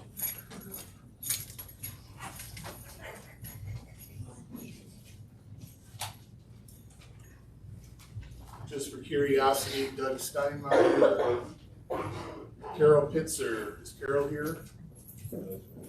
I see Doug. Is there a Bob Smith? Oh, I'm Michelle, sorry. Hi, no, that's fine. Chris Tracy? Are these all outside? Chris Tracy's outside. Okay. Sergeant, could you also get Carol Pitzer, Bob Smith, and Chris Tracy? Carol, Bob, and Chris. Thank you. Sorry, Michelle. Hi. No, that's okay. I apologize too. Thank you. Thank you for your time this evening. Good evening, Dr. Bray and members of the board. My name is Michelle Wall. I have 3 children, a 3rd grader at Lewis and Clark, a 1st grader at St. Peter's Elementary, and a 4-month-old future student. I've come here today asking that you revise the current mask policy and make masks required for all Fort Zumwalt students. As educators and community members, I don't believe this team in front of me should be making medical decisions. I'm pleading with you to listen to the 70,000 pediatricians who recommend masks be worn in schools. My children are patients at Mercy Pediatrics, right there on Mid-Rivers, like many of the other students in the district. I was there recently for my 4-month-old child's checkup and immunizations. Signs hang on every wall in the waiting room and in every exam room stating that masks should be worn in schools. I asked my children's pediatrician about the recommendation. It was on Tuesday, September 14th. He reiterated that this is the recommendation of all pediatricians in our area, not just the Mercy group, and he doesn't understand why you, as the Board of Education, are not following their guidance to keep our children safe, healthy, and in school. During the last board meeting, someone opposed to a mask requirement shouted, "My body, my choice." They're right. My children should be able to make the choice for their bodies. With the mask optional scenario, they can't. They can't choose to be vaccinated because they're 6 and 8 and 4 months. They can't choose who sits next to them. They can't choose how close they sit next to others. When they wear masks, no other student is impacted. When another child goes unmasked, my children's choices are stripped away. We would have a lower quarantine rate if we had a mask mandate, keeping more of our healthy kids in schools. That's what we all want at the end of the day. I know we're all in agreement there. On the Fort Zumwalt School District website, I found 2 different mission statements, one of which reads, and I quote, "The mission of the Fort Zumwalt School District is to ensure that its students, regardless of ability or economic level, are provided an education in such a positive and safe learning environment that all reach their potential. A strong commitment is made to promote the virtues of democracy, citizenship, self-discipline, and work ethic, and the need to respect all members of society." I repeat, a safe learning environment and the need to respect all members of society. A mask mandate under the guidance of our community's medical professionals would help you meet your mission. A lack of a mask requirement is a failed mission, both literally and figuratively. As a parent, I feel like you're failing our children and not fulfilling your obligation to public education and keeping them safe. I stand before you and ask you, parent to parent, human to human, how many of our children must become sick, hospitalized even, before you realize that our current policy isn't working, and make a change to the mask policy district-wide to avoid even larger outbreaks than the one happening at Westhoff Elementary School right now. I beg you to make the right decision tonight. Thank you.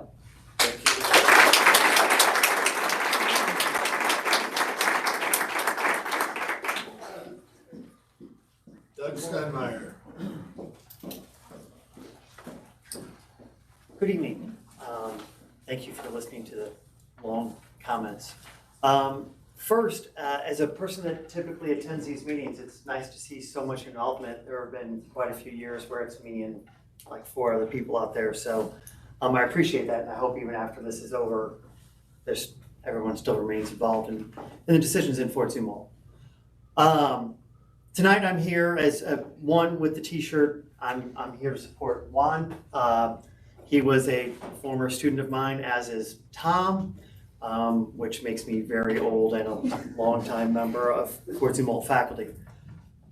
But here I'm to talk about Tom. And first, my relationship with him is likely different than everybody here. Like I said, he was a former student, and even though he's probably close to 40, he's forever to be a kid to me. But while I say that, we do have kids the same age that have played on basketball teams together. Tom's been to my house. I've been to his house. You would think that with this connection that that I have access to a board member like Tom more than others, but that's just not the case. He has been throughout his tenure, including now, available to anybody that wants to reach out and discuss concerns with that they may have in Fort Zumwalt. Moving hasn't changed that. I would like to list just a few things that Tom has done while a member of the Board of Education, and that is in no way slighting all the many things that all of you have done while you've been members. He's attended all of the graduations while he's been a member. I've seen him visiting both schools and the classrooms inside. He's been an active member of negotiations between the Fort Zumwalt Education Association and the district. And he reaches out for staff input regardless of their union status. He started discussions to serve students with dyslexia and social and emotional issues. He's even worked with the Missouri House, the Elementary and Secondary Education Committee, to create House Bill 743 to ensure transparency when traumatic events occur in the classroom. So he's gone beyond Fort Zumwalt's walls. For those of you that may remember, he initiated fundraising to get washers and dryers into some of our elementary schools when those were lacking. But what Tom has done and continues to do is talk to the community. He holds monthly town hall open discussion meetings as recently as the day following the most recent Board of Education meeting. And at that meeting, he knew there were going to be some people that were maybe bringing up some things that were contrary to his beliefs. But being a proponent of this transparency and communication, Tom has allowed these conversations and regardless of someone's stance. So I find it interesting that even though he brought this up, that he was moving in April, that it wasn't until the most recent Board of Education meeting that it became an issue. And in all that time, Tom has faithfully served as a member of the Board of Education, and I'm sure he will until the end of his term in April. Thank you, Mr. Steinmeier. Thank you. Oh, by the way, congratulations to your kids. Thank you so much. And if I may take a minute to, obviously all of you, thank you so much for all you did, but especially Dr. DeBray. You guys all saw the email, everything you did when we were going through a quarantine last year before that. I truly, truly appreciate it. So thank you. Carol Pitzer.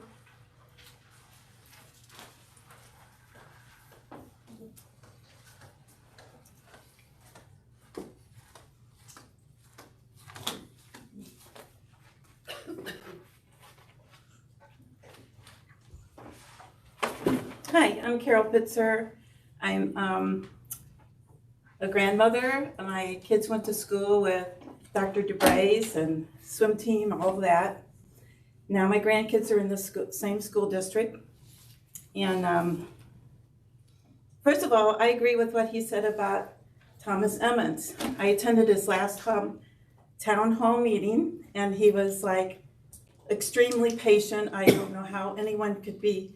I have never seen anyone more patient than him, another patient person that is as patient as he is. And he cares. He just cares. You can tell he listens to everyone, and it affects him. It's like he takes everyone's case personally, and I admire him for what he does, and I would love to see him finish out his term. He's been very truthful about what where he lives and what was going on in his life, and I'd love to see him finish out his term. I also signed up to talk about the mask, and I know everyone has opinions, but it's the facts or the lack thereof behind the opinions that matter. So if a parent consistently leaves their baby in dirty diapers for 6 to 7 hours a day, few of us, if any, would contest a charge of child abuse against the parents. But within 15 minutes, 10 to 15 minutes, of wearing a face mask, it needs to be changed because the bacteria that's collected in that time period. So if a child changes their mask every 10 to 15 minutes, that's like 40 masks per student per day. So if they're allowed to change their mask that often, first of all, who's going to pay for that? Who's going to keep track of the time that it's on their face? So if you mandate masks and don't allow these masks to be changed every 10 to 15 minutes, it's basically a form of child abuse. If you don't believe or even read the research performed on the safety and efficacy of masks, spend a little bit of your time and money to conduct your own study. Take your child's mask that has been worn for 6 to 7 hours and have it analyzed in lab under a microscope and discover all the bacteria that's on it. You will be appalled. Hence the term face diapers. We are meant to expel carbon dioxide, not to constantly inhale it. Mandates are not about health, as everyone who has taken the time to research and study knows that masks are harmful and completely useless in preventing the spread of viruses. The WHO, CDC, and Fauci have all admitted that masks are not effective. This is on record, so why follow their guidelines? Both sides cannot be right. If you want to believe a lie and wear a mask, it's your own business. I don't care, that's fine with me. But if you want to mandate these measures for someone else, especially our children who rely upon us to protect them, the burden of proof is on you. Ms. Pitzer, please conclude. The time's up. You must prove to the parents of these children that masks are safe and effective. Your job is to educate children, but you must first educate yourself and then stop all of these tyrannical and divisive mandates. And Elijah Johnson is home. There was a news break today. He could have gone back to school today. He's healthy enough. So I appreciate the time listening to me. I had more, but Thank you so much. Thank you. Chris Tracy. Disgusting.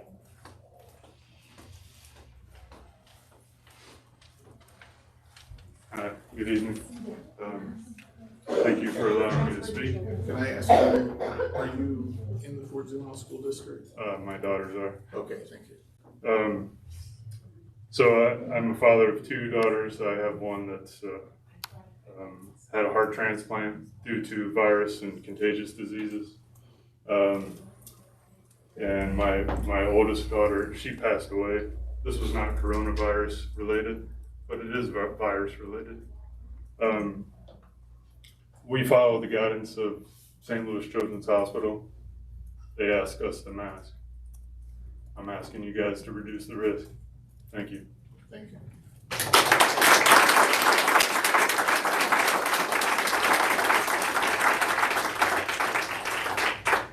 Bob Smith.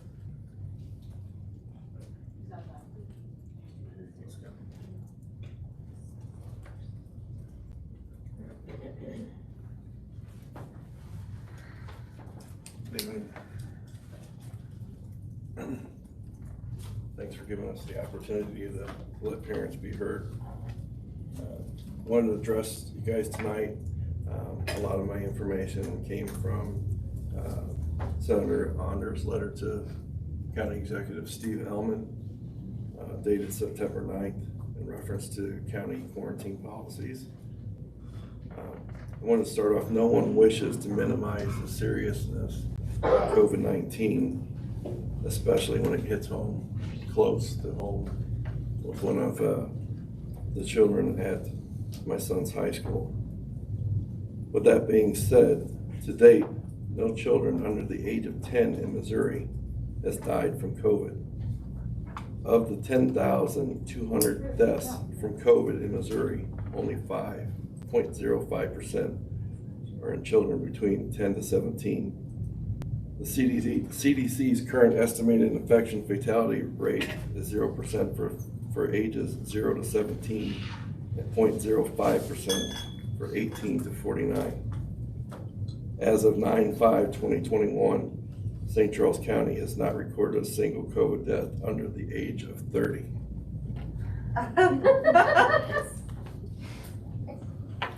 Please refrain from the outbreaks. By contrast, in 2019, Missouri reported 4 fatalities in children under the age of 15 from chronic lower respiratory disease, 10 from influenza and pneumonia, 11 from cancers, 49 from motor vehicle accidents. While every child's death is an unspeakable tragedy, the risk posed by SARS-CoV-19 is relatively small. Hospitalizations for children are similarly low compared to the adult population.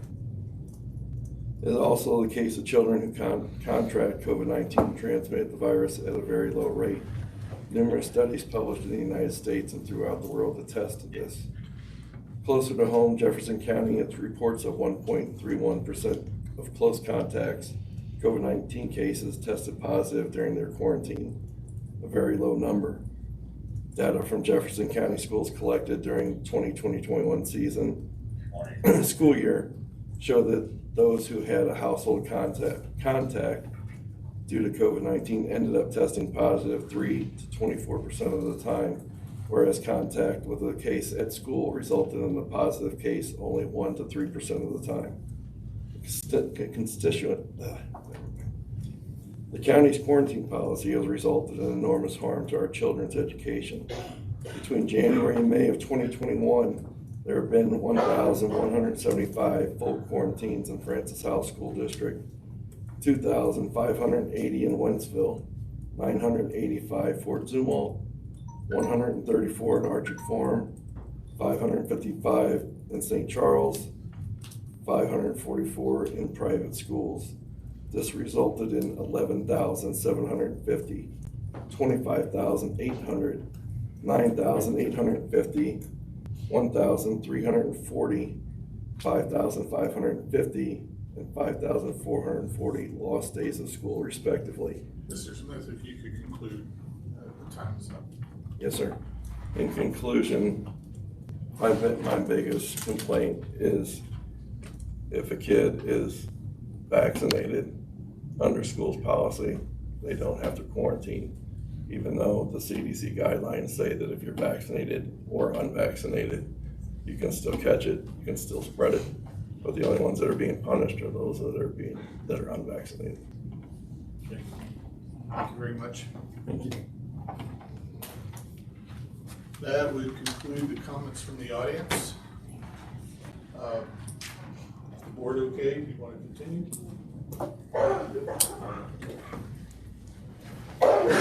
Three-minute break. All right, take a 3-minute break.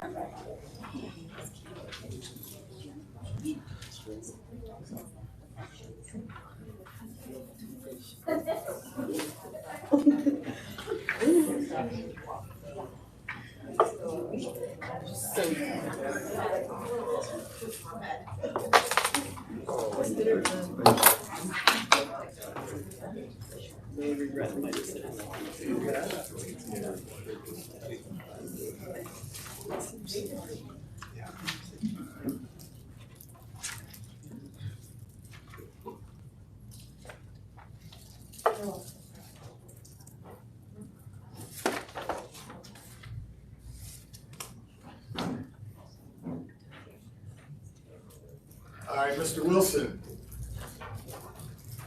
Your barber's doing some good, fine stuff there to your haircut there. Do my what? Your barber. Yeah, I'm my own barber. I know. I didn't even recognize you at first. Behind the mask and no hair.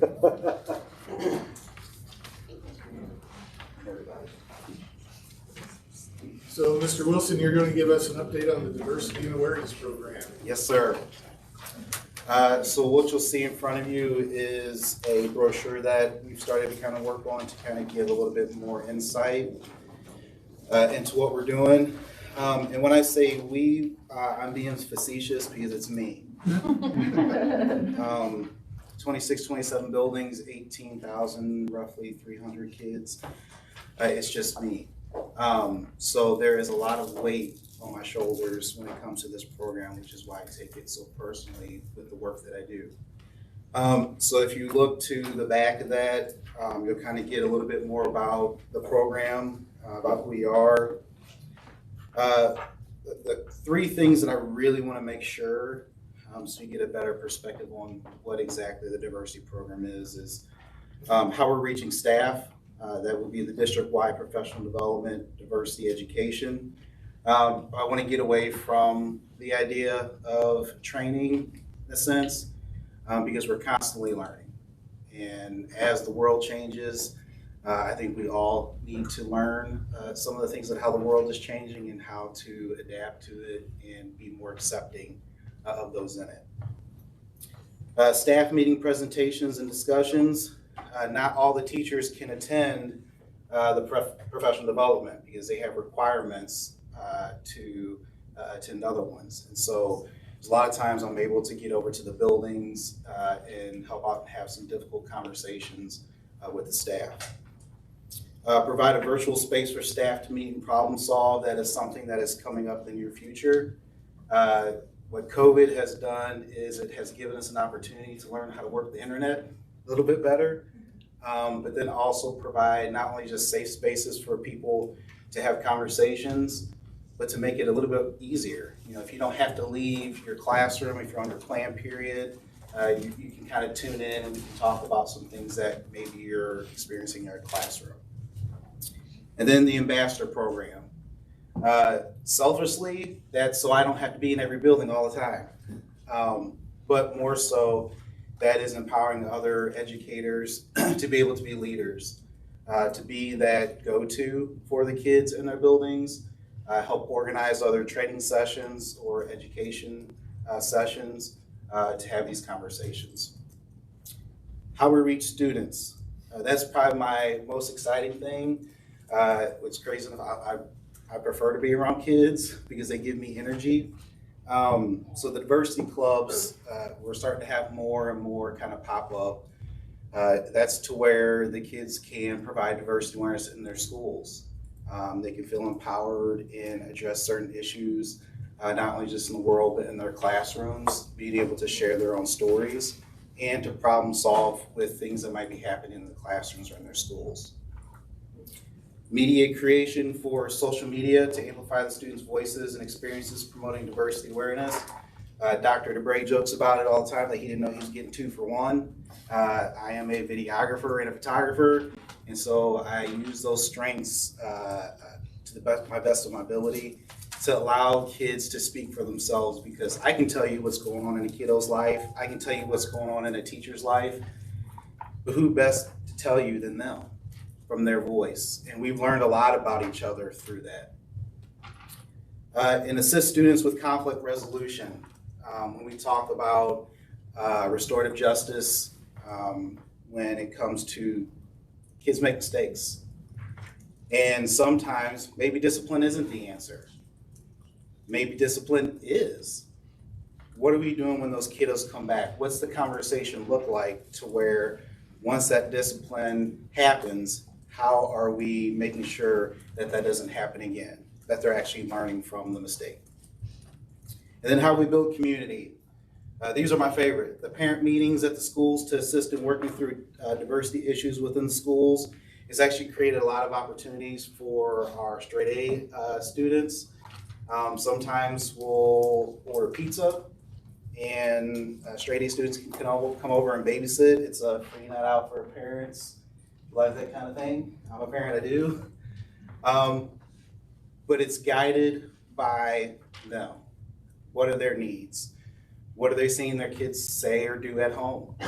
What are there some things that could maybe help out in the school for their kids to see so the kids can see themselves and feel more included into their schools? Parent night discussions, which has included those parent meetings.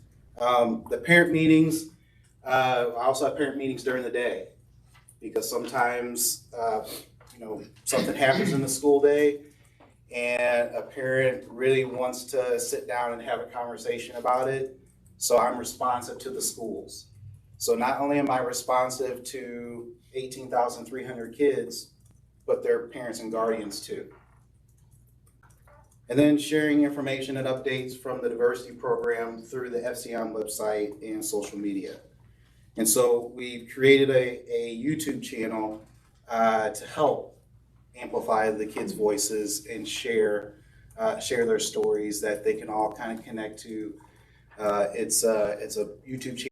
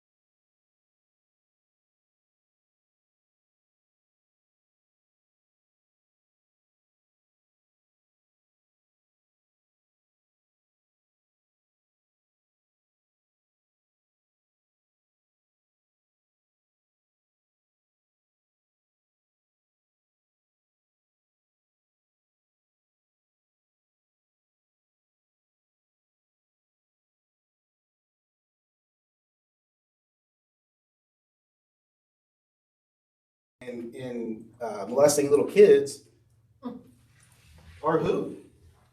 You don't have to answer that. We all know the answer.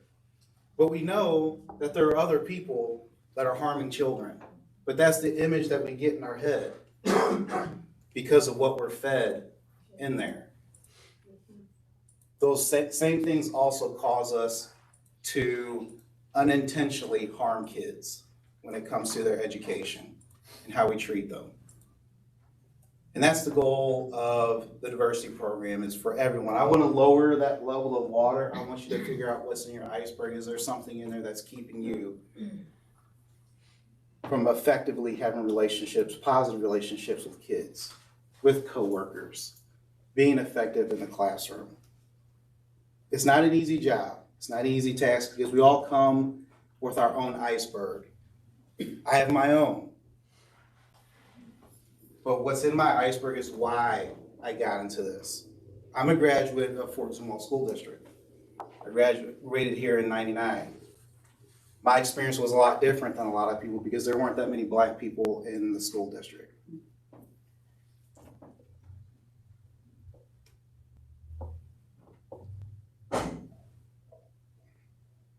I wasn't supposed to get emotional till the end.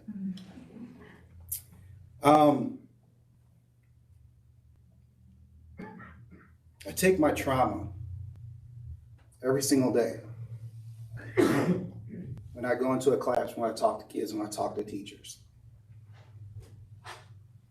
I don't make up what comes up in these professional developments. The teachers do. The teachers tell me what they need. The teachers tell me what they want because they want to have relationships with their kids that are positive and effective. There was nothing more frustrating to me than seeing the board meeting July 19th. When someone called me out, called out my diversity program that I'm passionate about, and only one person here defended me.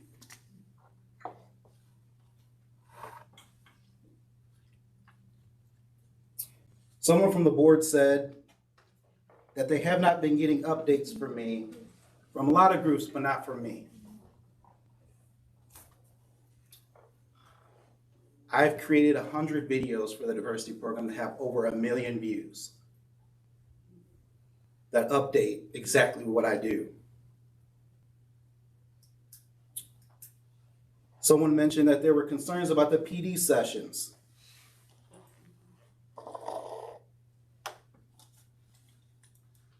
These are all sessions requested by teachers that Jen Waters, who is highly educated, and her group put out surveys. And the teachers say exactly what they need to have better relationships with their kids because they love their kids. Someone mentioned that they'd like to understand if there's an issue facing, that it's an issue that we're facing that's impacting our students now with our teachers, and they'd like to get a better sense of it before they say what is or isn't associated with our professional development. It is an issue. Because our teachers are asking for it. I came on with the school district in 2017 and 2018. And before that, I spent 10 years in law enforcement. I've handled multi-million-dollar programs that involve prevention education and providing awareness and saving lives. Since I've been here at this school district, not once has any professional development been challenged until this year, until July 19th. Guess what the two were that were challenged? Mine.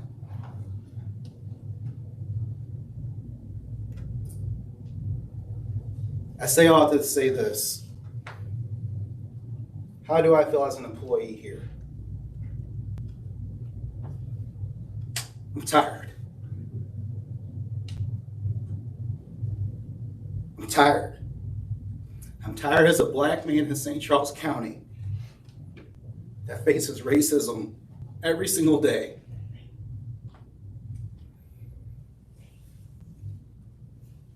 Than to have someone come here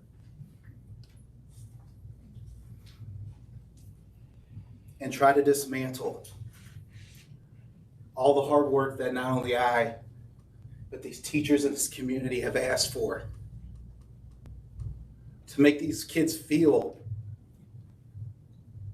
like they're worthy. Because I didn't feel worthy when I was here. Tell me why, as a 40-year-old employee here, I start to feel the same way that I did when I was in high school here. You want to know how important this stuff is? 2021, it's this year. White student walks up behind a black student with a rope in gym class, pops the rope behind him, and says, we're going to teach him about his ancestry today. 2021 in this school district. The black student didn't tell a soul. I went over to that school and I talked to that student. And I asked that student, why didn't you say anything? He looked me dead in my eye and told me this is Fort Zumwalt. It's how it's always been, how it's always going to be. These situations aren't simple. They're not easy. You can't create a program and put a cookie cutter presentation. Ours, all in favor, say aye. Aye. Any opposed? Motion carries. Financial reports, Mr. Orr, if you could share with us your financial summary. Members of the board, I direct your attention to the monthly financial reports. Includes the financial statement, the investment schedule, revenue, expenditure, accounts payable, all that. I direct your attention to the monthly financial summary. Cash and investments for the month of August totaled $54,175,148.03. Of that balance, almost $1 million is for food service, $2.3 million for student activities, $13.6 million for debt service, $4.7 million capital projects from bond proceeds. That leaves $32.7 million related to operations at month end. $49,695,006.82 was invested as shown on the investment schedule. Monthly revenues for August totaled $8,097,328.62. Revenues are running ahead through August by about $4 million when compared to last year, the same time period, primarily due to variances with Prop C, miscellaneous local, basic formula, and federal revenues. First, Prop C, as in sales tax, that's driven by sales tax, continues to be strong and is up over $400,000 for the month and $1 million year to date so far. This does vary from month to month, so it's kind of difficult to project. So it could just be up now, it could be down later, but right now it is up, and I'm glad to see that, and I hope it continues. Second, miscellaneous local revenues are up due to an unusually large premium rebate that we got from our property casualty carrier, which was actually $946,000. It's the highest that we've ever had as far as a rebate. Some of that's attributed to we had a lot fewer claims last year, fewer accidents, fewer workers' comp settlements, those kind of things, and accidents and injuries. Next, basic formula revenues up $1.3 million. This is very deceiving and is only because the governor had actually withheld state funding at the beginning of last year. So it actually looks, because we've been paid as we're supposed to be paid on our basic formula payments, it looks like we had an increase, but it's not. When in fact, I'm actually looking at a decrease in formula funding in total of about $1.6 million. That's already built into the budget, that decrease. So, and that's really just a big drop in ADA, as COVID has had a major impact on our attendance. And we're not alone with this. I've talked to some other business officials in the area, and their attendance is also down. So I think they're all seeing somewhat of a decrease. And lastly, federal revenues are up $650,000 for the year. This is partially due to a delayed payment of $300,000 in Title I funding from the prior year. I don't know how that works, but somehow DESE didn't have enough federal funds to pay us our payment in June, so that carried over to this year. Since we're cash basis, it's going to inflate this year's federal revenues by $380,000. The remaining variances are attributed to timing of payments, and I'm not really looking at those being increases in funding or revenue for the year. With those exceptions of those few variances in revenues, I think everything's is pretty much expected and is on target for the month of August. Monthly expenses for August totaled $9,339,620.53. Payroll related expenses totaled $3.9 million for the month, and that's completely in line with where it should be. Purchase services totaled $1.3 million, supplies totaled $1.3 million, construction and capital projects $0.4, and debt service $2.5. For the year, salary expenses are running about $322,000 less than overall than we did at the same time last year. This is due in part to $476,000 less than sick leave severance payments made so far than compared to last year. I will continue to monitor this. This decrease really, I know right now it's been a delay because we haven't been getting some of the letters in from the retirees, and that's a requirement for us to pay them their sick leave payouts for retirees. So I'm thinking some of that's going to pick back up. We also had a decrease. We had an increase in some areas. The ESY payroll was up $232,000 as we resumed the in-person summer school option this year. Health insurance expenses are also down this year by about $100,000. We expected that as some of the retiree premiums that were district paid are continuing to taper off. This is the final year for some of those, and then those will be all gone. At this point, expenses for purchase service type costs are running ahead of last year by $281,000. The maintenance department, they did a lot of projects this year. Ken kind of stretched himself kind of thin. He did a lot of HVAC, a lot of paving and painting, and he just had a lot more summer projects than he had in the past that cost $102,000 more so far. Tuition expenses are also up by $162,000, and this is really just timing of bills. Supply costs are running ahead by $323,000. This is due, there was a really large bill that we received that really caught me by surprise, and it was related to a gas shortage that occurred in February. You may recall that there was some freezing and some plants that got shut down in Texas, and the price of gas just skyrocketed during that month of February. And because of that, we received a $272,000 bill that we just got in like July, and there were back and forth negotiations with the vendor. So even with a 30% discount, that was a $272,000 bill that we did not expect. So, so anyway, that's why that was inflated. And then finally, both capital and debt service costs are down for the year, about $958,000 in total. The majority of that is capital. Debt service costs are down. As you guys know, we've been refunding quite a few bond issues over the years, and it's starting to show us some reduced interest costs. If anybody has any questions? Any questions for Mr. Orr regarding the financial report? If there are none, I need a motion to accept the financial report as presented. Move for approval as presented. Callahan, second, please. Powers. All in favor, say aye. Aye. Any opposed? Motion carries. Moving on to old business, Dr. St. Pierre, you've got some recommendations regarding the AMI committee report. Yes. Thank you, Mr. Smarty. Good evening, members of the board. I have in your packet a memo outlining the AMI committee report. Just a little bit of brief background. AMI, or Alternative Methods of Instruction, was enacted in 2019 as a way to allow districts the opportunity to provide, still continue to provide instruction in lieu of a physical day of attendance when inclement weather or some other emergency forced the school to close.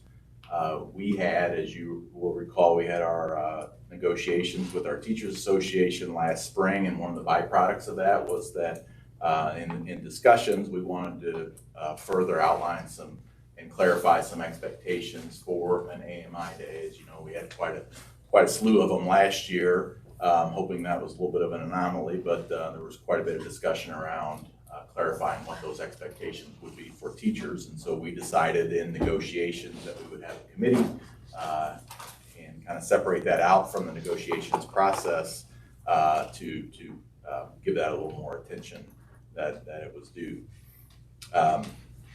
One thing of note is that nowhere in this discussion did it enter in that AMI, whether or not to call an AMI, call a snow day, would be anything other than it's still an administrative decision. This was just about if there is an AMI day called, what's that going to look like for teachers? And so you have, we did meet, we had a committee meeting on July 13th, and we had some subsequent electronic communications after that session to get some things in writing, and you have a summary of those expectations in writing for teachers. Should we have AMI days this school year? And Ms. Waters was on the committee as well, and we're available to answer any questions that you might have. Any questions for Dr. St. Pierre? None? Okay. I think so. We're doing 2 days of snow days prior to the, is it up to 8? Yeah. If up to necessary? 6, yes. 6. Yeah. Okay.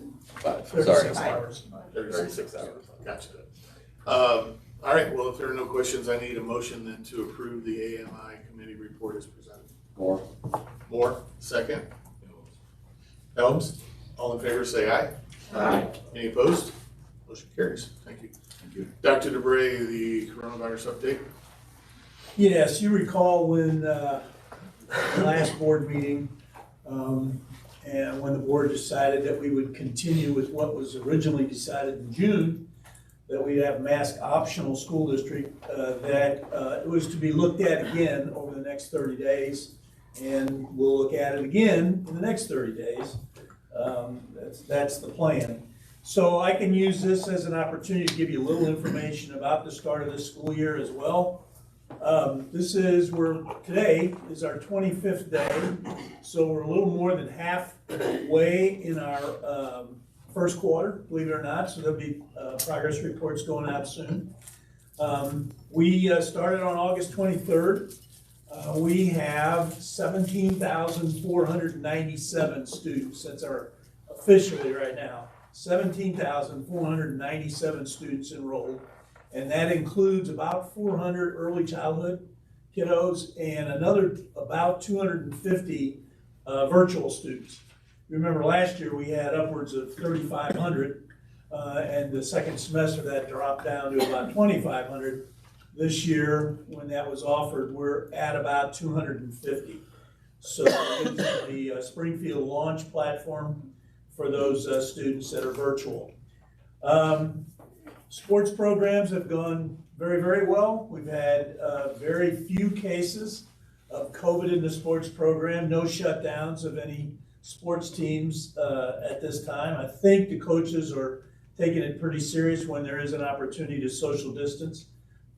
They do that. The first couple of weeks, we reached upwards of 580 quarantines.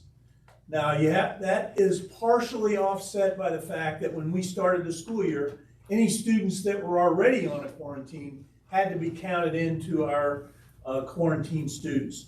So as of today, we're at 327. Pre-K through grade 12, 327 quarantines at this time.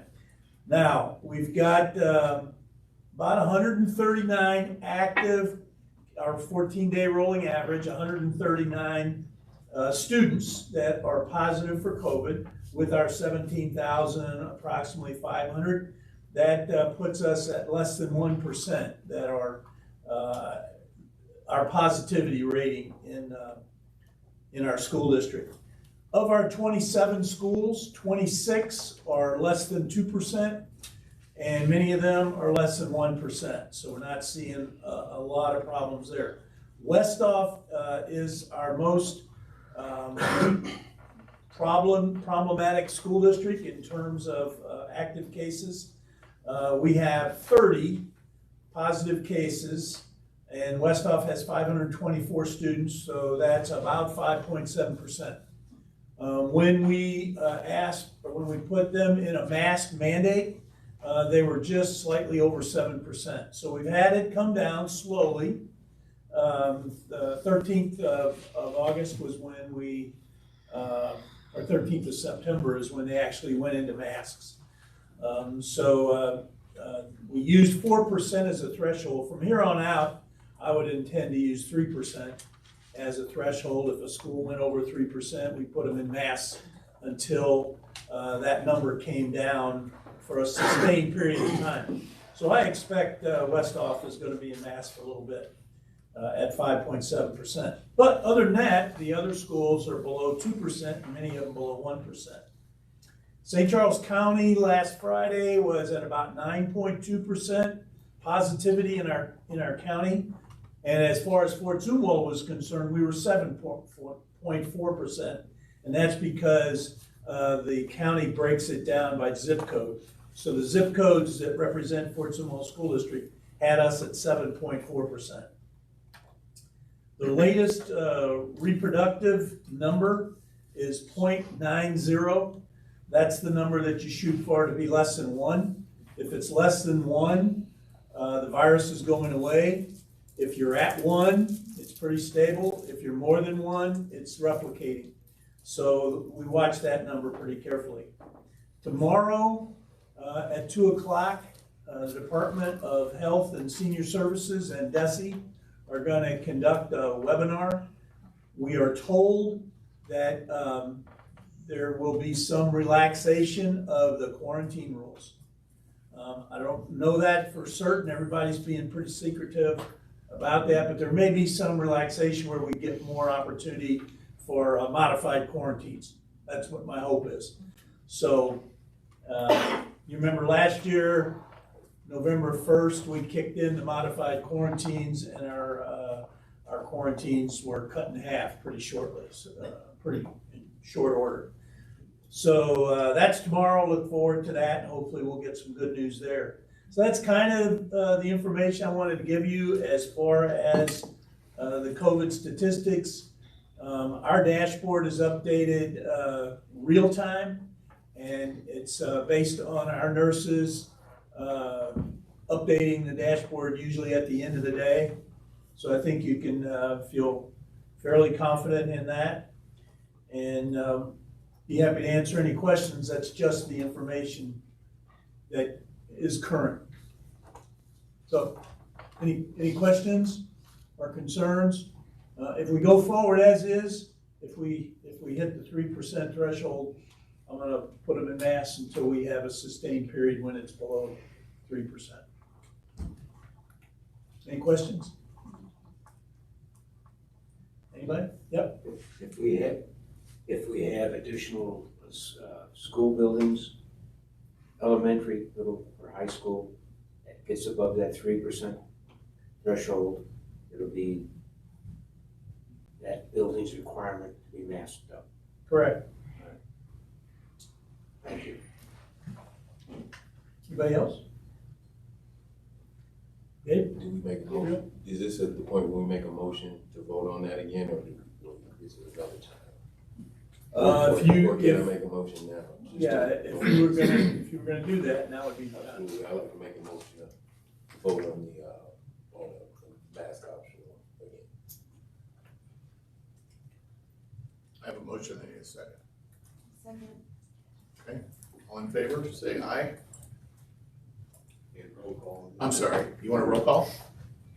Define just define the motion. I just want to make sure. The motion was to vote on whether that we continue with the mask policy we have now versus move to replace the mask policy. So the motion is to continue doing what we're doing. With the recommendations that the 3% threshold. So if you could add that too, if you don't mind. Let's just make sure that's what we're saying. Okay, and so I make a motion to continue what we're doing and with the 3% threshold. Okay, for clarification. And we have a motion by Mr. Holmes and a second by Ms. Powers. Mrs. Powers. Mrs. Powers. Mrs. Okay. Yeah, go ahead and get us a roll call. Okay, Gabriel? Yeah. Greg? Yes. Tom? Yes. Tommy? No. John? No.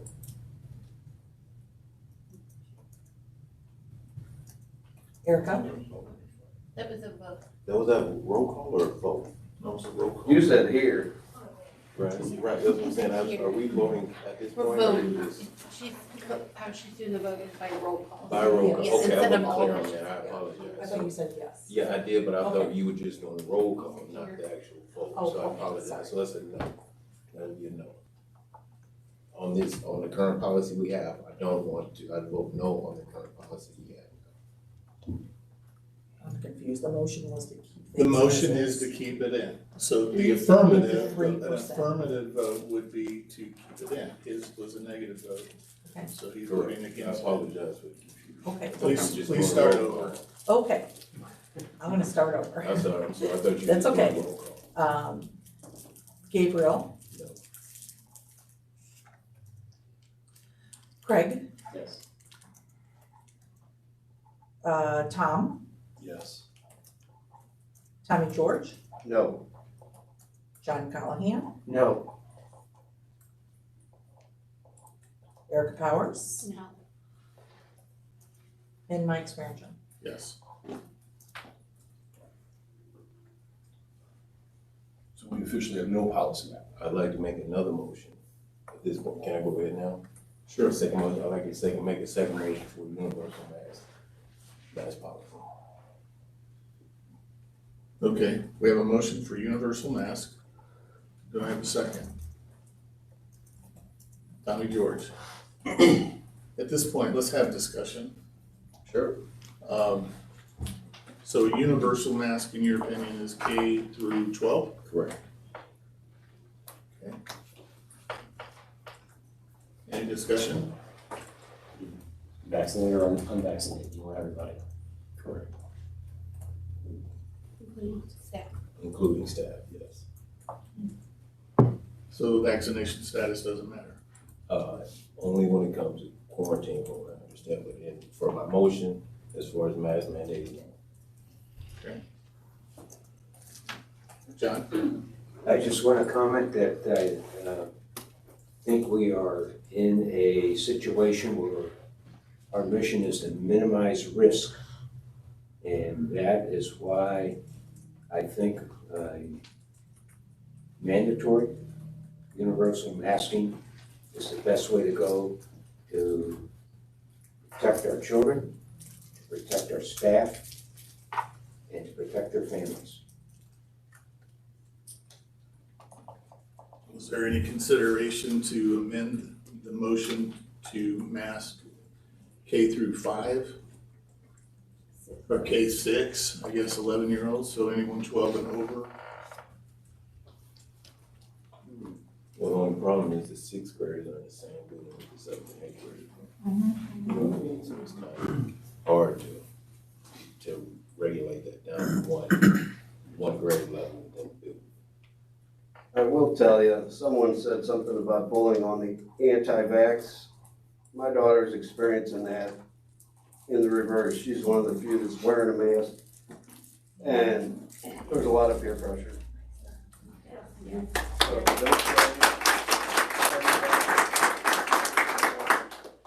So then a modification or an amendment to go K8. So at the high schools, you don't have to wear the mask. They have the opportunity to be vaccinated. So for me personally, I always err on the side of caution. So it's hard for me to agree to that, just because I feel like, as crazy as it sounds, I think the high schools are probably more exposed to it than K through 8, in my personal opinion, just because they have cars, they have transportation, they can go to different places, they have a lot more freedom. So me personally, I'm not a fan of anything other than K through 12. If somebody would like to make a motion otherwise, I'm definitely not. All right. Any other discussion on this motion? And then we'll continually get open discussion, in my opinion, and I don't know, but that, you know, as we're watching the numbers and that gets to, what did you say, Bernie, 1%? You know, what the, health department suggests, it said that it has been mitigated, basically. Less than 5% is minimum spread. Right. No, the one that he was talking about is the reproductive rate of the virus, and right now we're at 0.9. Anything under 1 is good. Anything 1 or above is that it's growing and spreading. Okay, and then, but we're at what, 7, something you said too. So my point is that we'll continue to watch the numbers, that it isn't for the entire year, just across the board. What reassess this next? Next. Okay, one after that. I was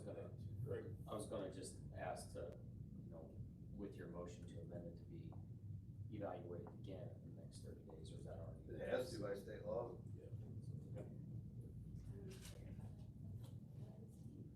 I'm curious, if you thought, though, Erica, we continue to look at the numbers, when the board, and I know I know how you voted last time, I'm not challenging that, but when you voted, or when we voted, John, you're the one that switched over on that, what numbers have we seen from 30 days ago, would you debate yourself with, that you were wrong 30 days ago, since by my view, those numbers that were there, gotten better. Several things that occurred. One, the depth of information that I've gotten on extended family impact, of the potential risk with those old and young that have immune deficiencies, that they could be bringing a virus home that is significantly harmful. And second, I've gotten a email from my primary care physician that tells me that when I go into a building, unless it's with my immediate family, I will mask up. I take my medical advice, not from people in the crowd or from the internet, but my primary care physician.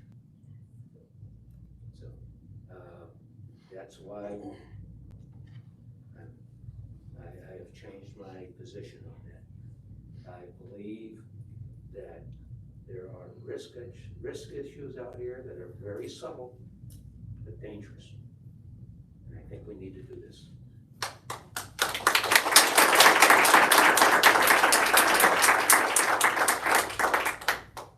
But you do understand that we're not gonna eradicate COVID because we're masking our kids at school.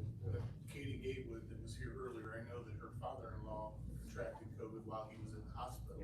And they were all wearing masks in the hospital. You are correct. Vaccinations would go a long way if we'd gotten them all, but there's just a certain percentage that's never gonna do that. And if these breakthrough infections of vaccinated people is about 1 out of 5,000. That's the statistics that I found that I think are reliable.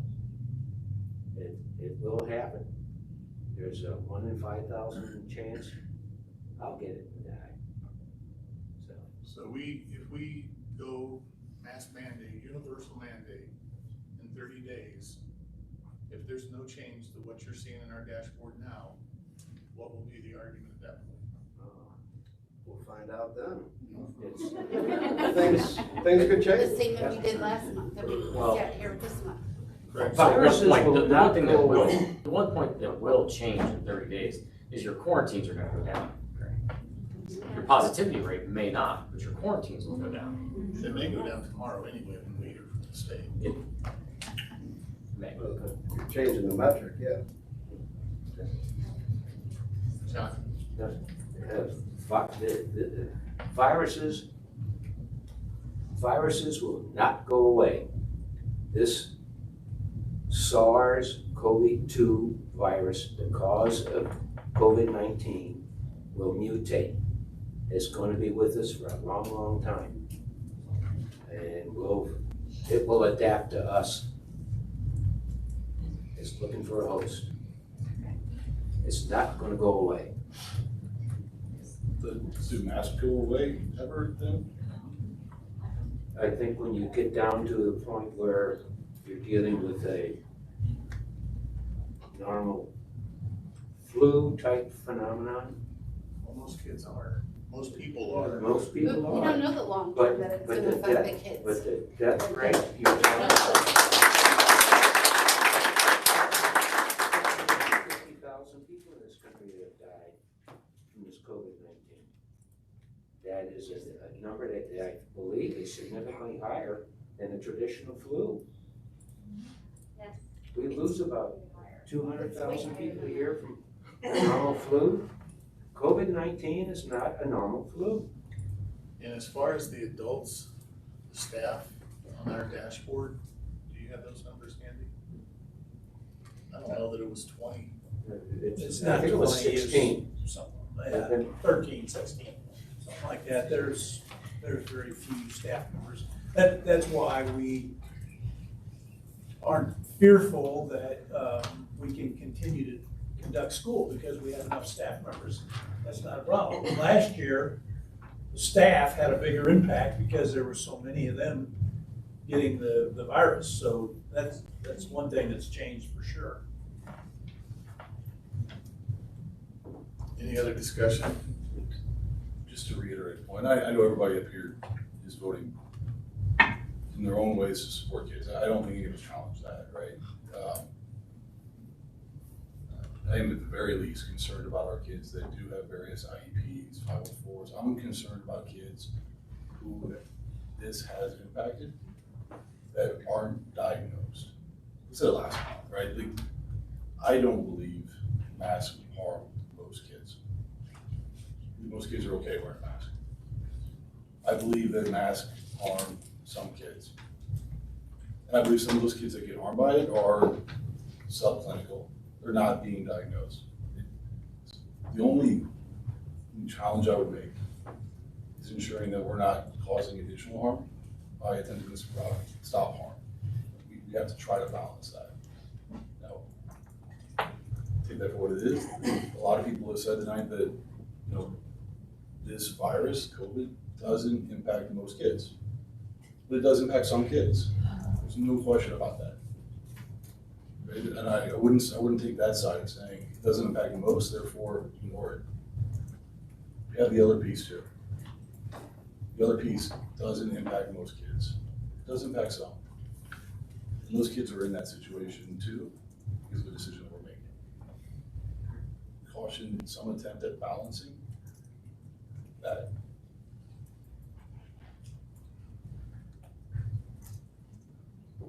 Any other comments?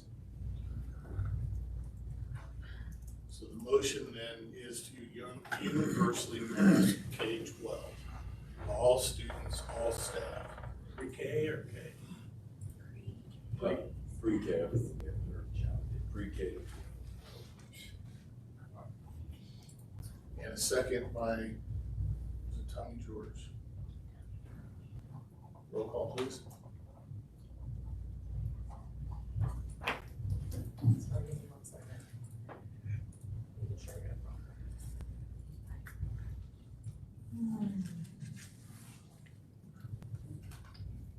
wrong. Gabriel. Craig. No.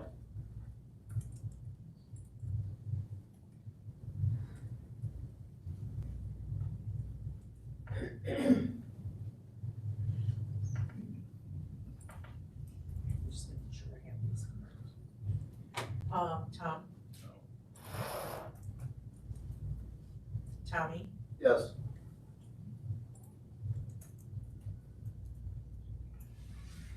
John? Yes.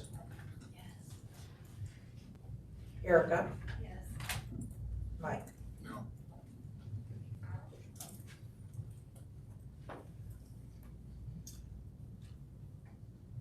And that is results. That is, let's see, 1, 2, 3, 4 yes, 3 no. So for the next 30 days, Fort Zumwalt will be universally masked, all staff, and all students from pre-K to 12th grade. Next issue is the COVID leave.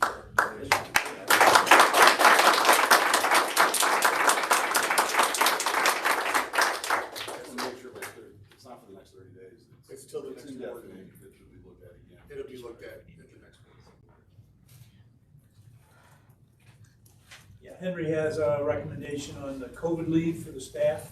Henry? Thank you, Dr. Bray. Good evening again, members of the board. You have a memo from me in the packet with a recommendation on COVID leave for staff. As you know, there was a federal law last year that went into effect that provided that up until December 31st of 2020. The Board of Education voluntarily extended that version of that COVID leave through a resolution through the balance of the last school year up until June 30th of 2021. And at the last board meeting, the board opted to go ahead and reinstitute that COVID leave to be revisited at tonight's Board of Education meeting, and the district would like to recommend that we go ahead and extend that through the balance of the first semester of the 2021-2022 school year.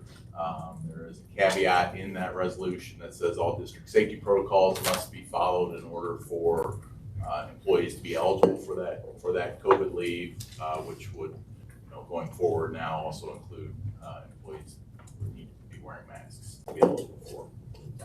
So Henry, if I remember, Dr. DeBray, when we did recommend this last month, was the reason because we were going to mask optional? Was that the condition? Was that in the? It was partially because at the elementary level, our staff would have been concerned that their students at the elementary level, they couldn't be vaccinated. I think that was a consideration.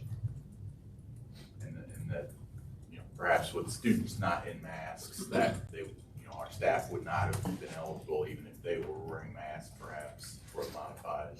That might have been a factor as well.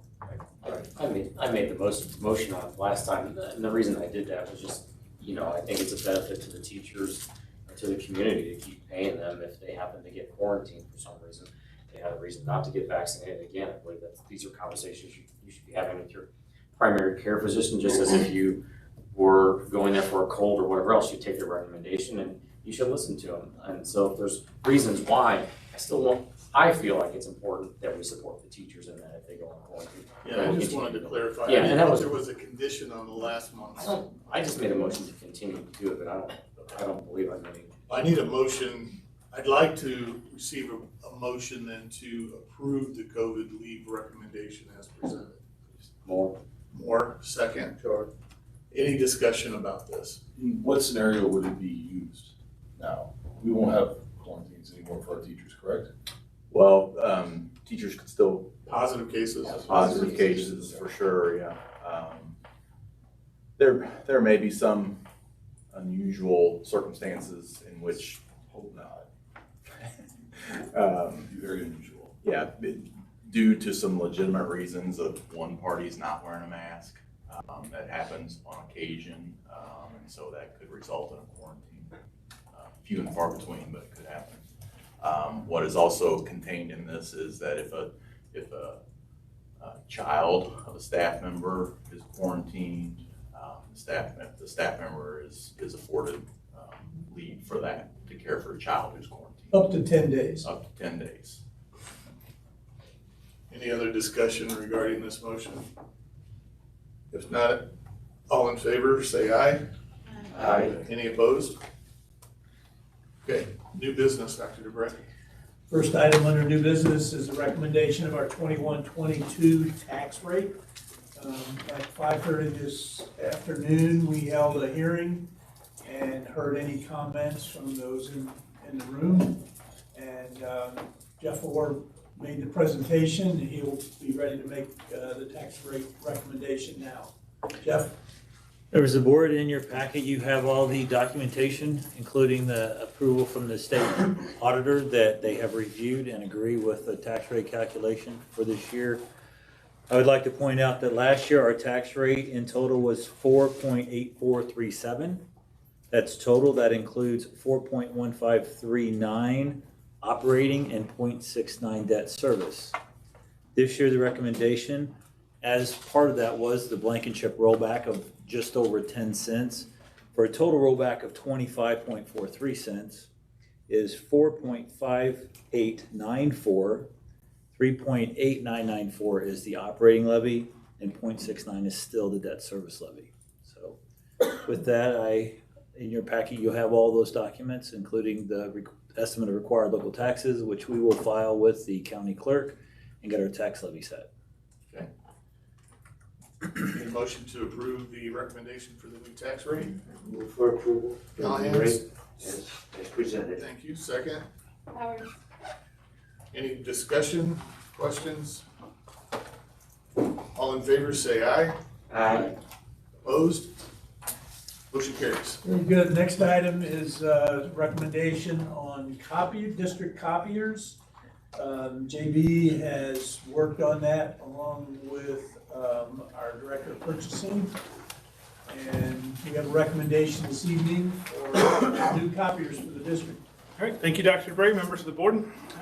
We are at the end of a 5-year lease contract with Xerox for our copiers throughout the district. At this time, we have 96 devices that are coming off lease, so we need to find a way to continue providing print services for the district. With that in mind, Jesse and myself put together a bid to solicit information from vendors to get a replacement for those devices. What you have before you is the culmination of that bid. We had 3 vendors that replied, ImageNet, Marco, and Xerox. Xerox's bid, unfortunately, did not include everything as required by the bid specifications. They did not provide the purchase pricing, nor did they provide all the devices that we asked for, which is interesting since it was replacing their own devices. Story for a different day. That leaves us with ImageNet and Marco. Marco provided 3 bids, 1, 2, and 3. Option 3 was not meeting bid specifications, so that one was thrown out. Their equipment was not meeting the requirements that we had. So that left us with options 1 and 2 from Marco and the bid from ImageNet. With Marco's 2 bids, option 2 was the one that most accurately reflected what we were looking for in their response. ImageNet's did meet what we were looking for in theirs. The difference really at that point comes down to the equipment and the pricing. The equipment meets specifications in all categories. The speeds, features, sets, all that kind of stuff meets on both vendors. For pricing, however, the equipment pricing is roughly $70,000 lower with Marco's option 2. In addition, the monthly volume, which is based on an average month that we had back in 2019. 2020 doesn't count because it was a little bit of an unusual year.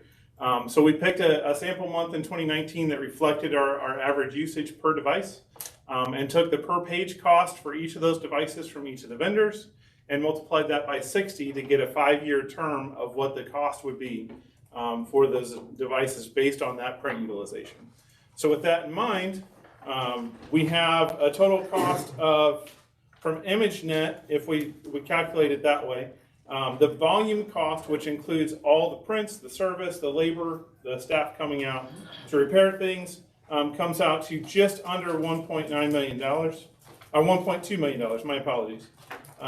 For Marco, that same estimate comes out to $802,000. So there's about a $400,000 difference between the 2 vendors over a 5-year term. With the totals in the bid tabulation sheet that I've given you, if we were to look at a 5-year term, Marco's comes out to the best price at $1,318,466. Now again, this is a 5-year estimate based on if we were to print that amount every month.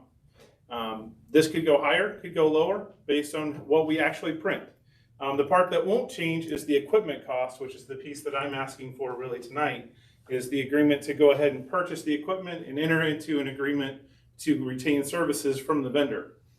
So the outright purchase cost of equipment for Marco's option 2 comes in at the lowest at $516,075.21. This includes all installation costs, labor. They will come on site, do all of the work. They will also install paper cut management software for us that will help us track print utilization and give us some options to be able to notify users that there are cheaper ways sometimes to print something, shift it to a different printer if it's cheaper to print on a different printer, and to provide some information to our buildings to figure out hot spots and ways that we can improve. This also includes RFID scanners that are on all the printers so that we can provide secure print release. Any of our staff can send a print job to any printer that's in this recommendation. They just walk up to any of those devices with just a simple card. It releases all of their prints while they're standing right there. So it's a secure way for a teacher or staff member to print without having to remember a password or anything like that. So with all of that in mind, the one other number I'll throw out to you, I have it in here. Our previous 5-year contract with Xerox was a lease agreement. regardless of how much we printed, we still had to pay the same amount every month. The total for 5 years on that agreement was $3.2 million. So we are saving regardless of what option we choose that's been presented in front of us. I feel that we have the best option with the Marco solution as stated. The one thing that is not included here that I want to make sure is clear, full color on HP devices is not included in Marco's bid, but I do want to hold them to the pricing that they provided for a color. What that means, the HP devices from both vendors recommended are replacements of black and white printers, where we currently don't print any color whatsoever. So there was no price provided by Marco for color prints on those printers. I don't see any reason why they can't uphold the same color price as what they are on the color printers, so we'll work with them, and I think that should be part of the agreement. Any questions? Any questions? I need a motion for approval. Or Second. Callahan? Any discussion? Yeah, I just wanted to make sure that that's, I don't know if we need to put that in a motion or how we're gonna watch that. We will make it part of the agreement that'll have to be signed. So. Okay. Sounds good. Any questions for JB? If not, all in favor, say aye. Aye. Any opposed? Motion carries. Thank you, everyone. Sir. And since we're going to lease these copiers, as we did the Xerox, Jeff has put together a lease recommendation for you.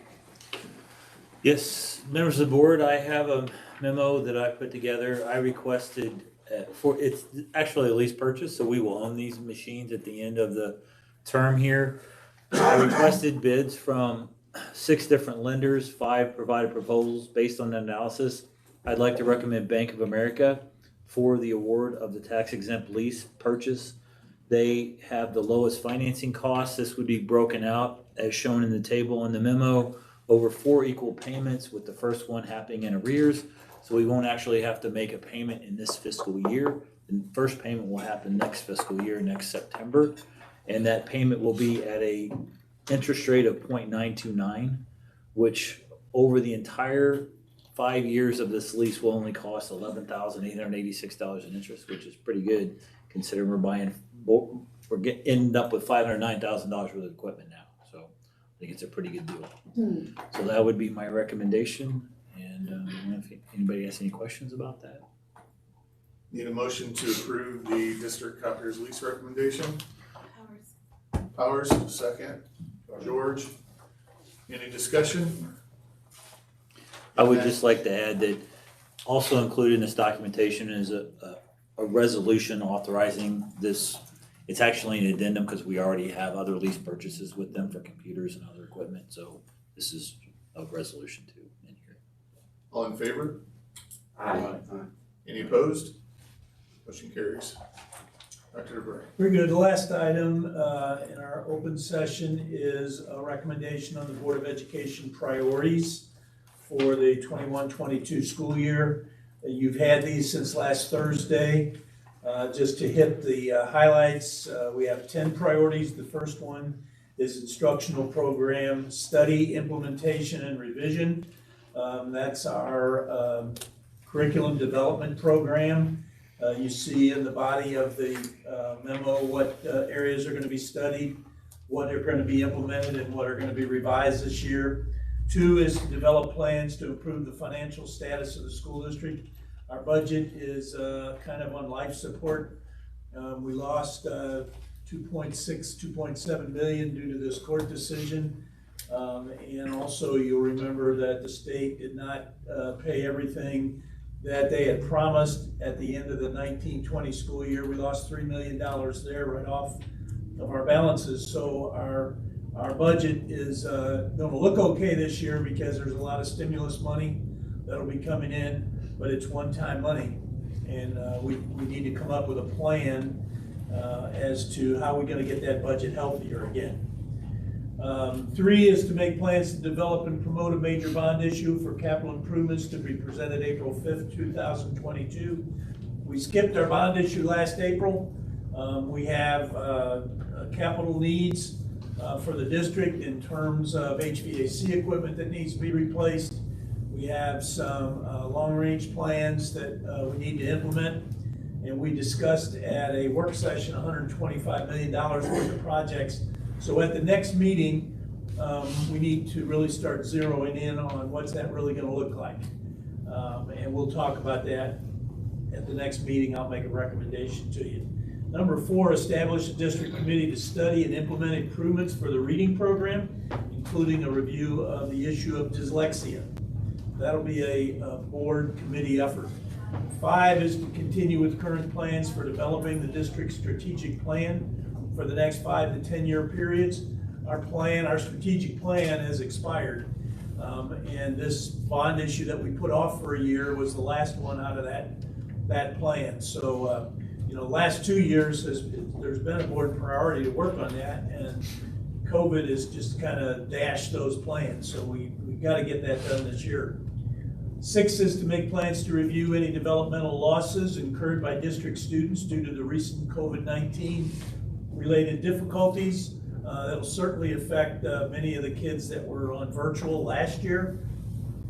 As we determine any instructional loss, there is ESSER's money that'll help us to pay for improvement strategies, whether that be an extended summer school or whether it be before and after school, tutoring, special programs. We'll have money to deal with those situations. 7, district will continue to develop and enhance its quality instruction programs to improve student achievement in all curricular areas. That's CSIP goal number 1. CSIP goal number 2, district will continue to recruit, develop, and retain highly qualified staff. CSIP goal number 3 is the district will continue to increase communication and improve relationships with stakeholders and support student achievement. And then the last priority, the district will provide the financial structures to support facility and technology growth and sustain student achievement. Those last 4 are all contained in our comprehensive school improvement program.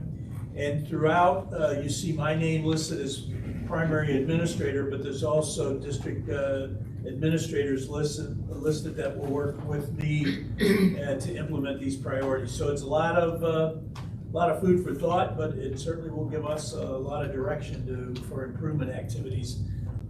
I didn't want to go spend any more time on those other than that, so I would recommend that you would approve those, and I'll be happy to answer any questions. Need a motion to approve the Board of Education priorities for the 21-22 school year. Ours, second. Callahan. Any discussion, questions? Are we good? All in favor, say aye. Aye. Any opposed? Motion carries. Thank you very much. Comments from the board. Mr. Moore. First, thoughts and prayers still go out to Lance Corporal Jared Schmidt's family. Knowing that each one of us was here when he graduated, that we honored him that day, really sticks in your head when you lose a student. Even though I didn't know him, it's still something that we do. We honor all the veterans at graduations. They stand up. We understand the commitment that they're making at that time. And we know that some of the outcomes can be bad. To face that, I just want to send out speak our peace and our prayers over their family. That was my first thing. The second thing, still grateful for everybody who comes out and is speaking at our meetings, getting involved. I know it's kind of a hot topic that we're in, but hopefully one of these days we'll get out of this pandemic and you guys will still be involved. It's still coming up and still supporting and still helping. Maybe even some of you will run for school board someday, as some of us, may not be running again. So thank everybody for coming out. Even though we may not agree all the time on our positions and everything, all the input is really good. Being involved is good. Thank you. Thanks. Thanks for that. He said everything I was going to say. But seriously though, first of all, my condolences to Lance Corporal and Schmitz and his family, and really the same thing he said. I'm just going to reiterate what he said, is that it's great to have a lot of people here talking and making and giving their comments, because some things we don't know. There's only so much we can see and so much we hear about. So it's great to have good turnouts like this, and I hope we can continue it from this point on. The more involved, the more people are, I think the more well-rounded and better of a district will be as a whole. Let's just kind of keep it going, not just in light of the current dynamic of society. Yes, sir. Ms. Bowers. Turn me off. What? Turn me off. I'm sorry. Oh, I'm sorry. Go ahead. My mind is boggled right now, I'm not gonna lie to you. I do appreciate everybody coming out, but there is something I wanna touch on. We all work really hard, just like everybody in this whole district. And one thing that I can't stand is people attacking anybody on this board. We all have differences of opinions, and what I love is that we do, and that we all can converse with each other and have those differences of opinions. But going after people's children, posting pictures of them online, attacking the people who have done wonderful things for this district is not something that I will ever tolerate when I'm sitting up here. So I want to make that very clear. I would love to hear from everybody, but we don't deserve to be attacked at all. So that's my piece. Thank you. Mr. Callahan? A couple of comments. One, I have a ethical position where I will not tolerate my religious leaders telling me how to vote. I will not accept political leaders telling me how to pray. I will not take medical advice from the crowd unless it includes my primary care physician. Second, I have to comment on some of the emails related to our peer, Mr. Emmons. Is vitriol, is that a good word? Yeah. Inflammatory crap, is that even better? Good. These people need to do their research.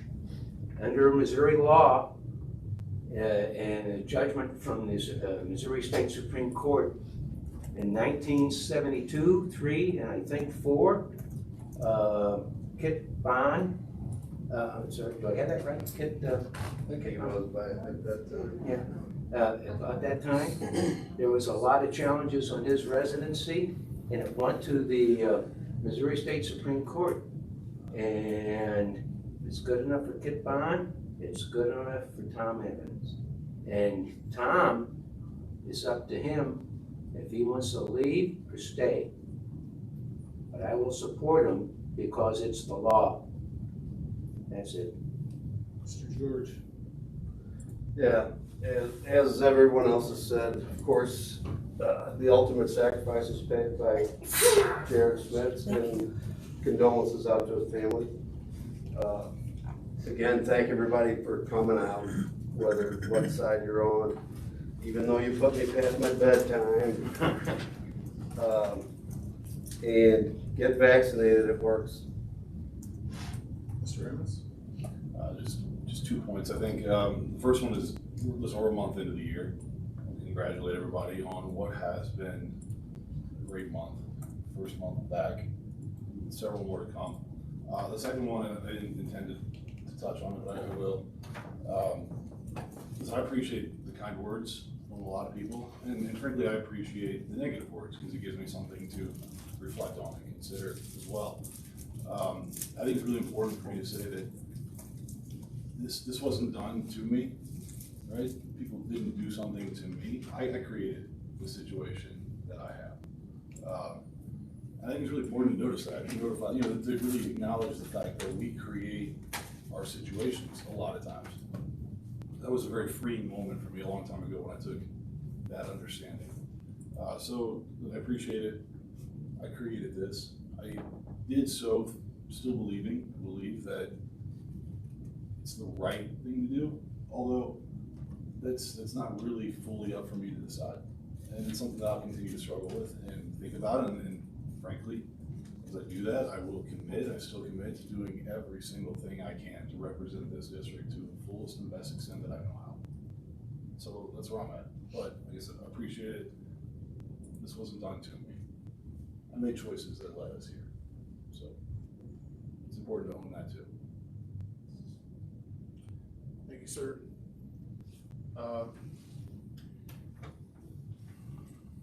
The last 20 months has been tough for the school board, for all of our teachers and our students and our staff.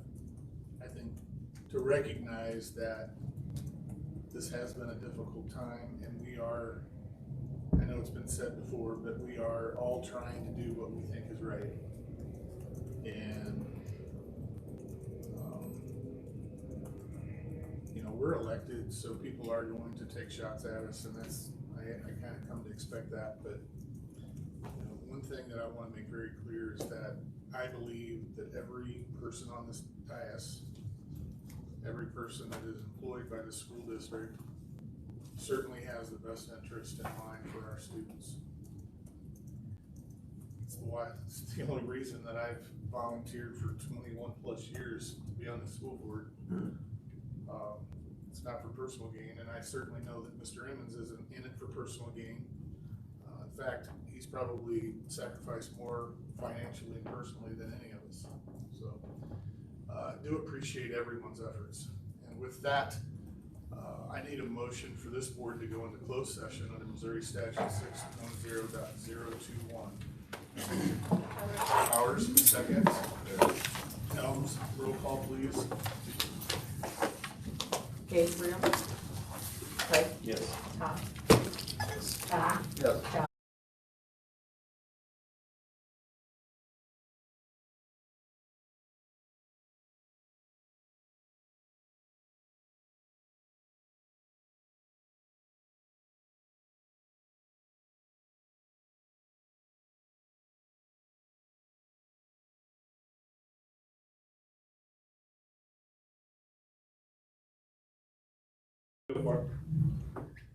Okay, we're back in open session, and if there's no other business for this board, I need a motion to adjourn. Powers, second. Helms, all in favor? Aye. Aye.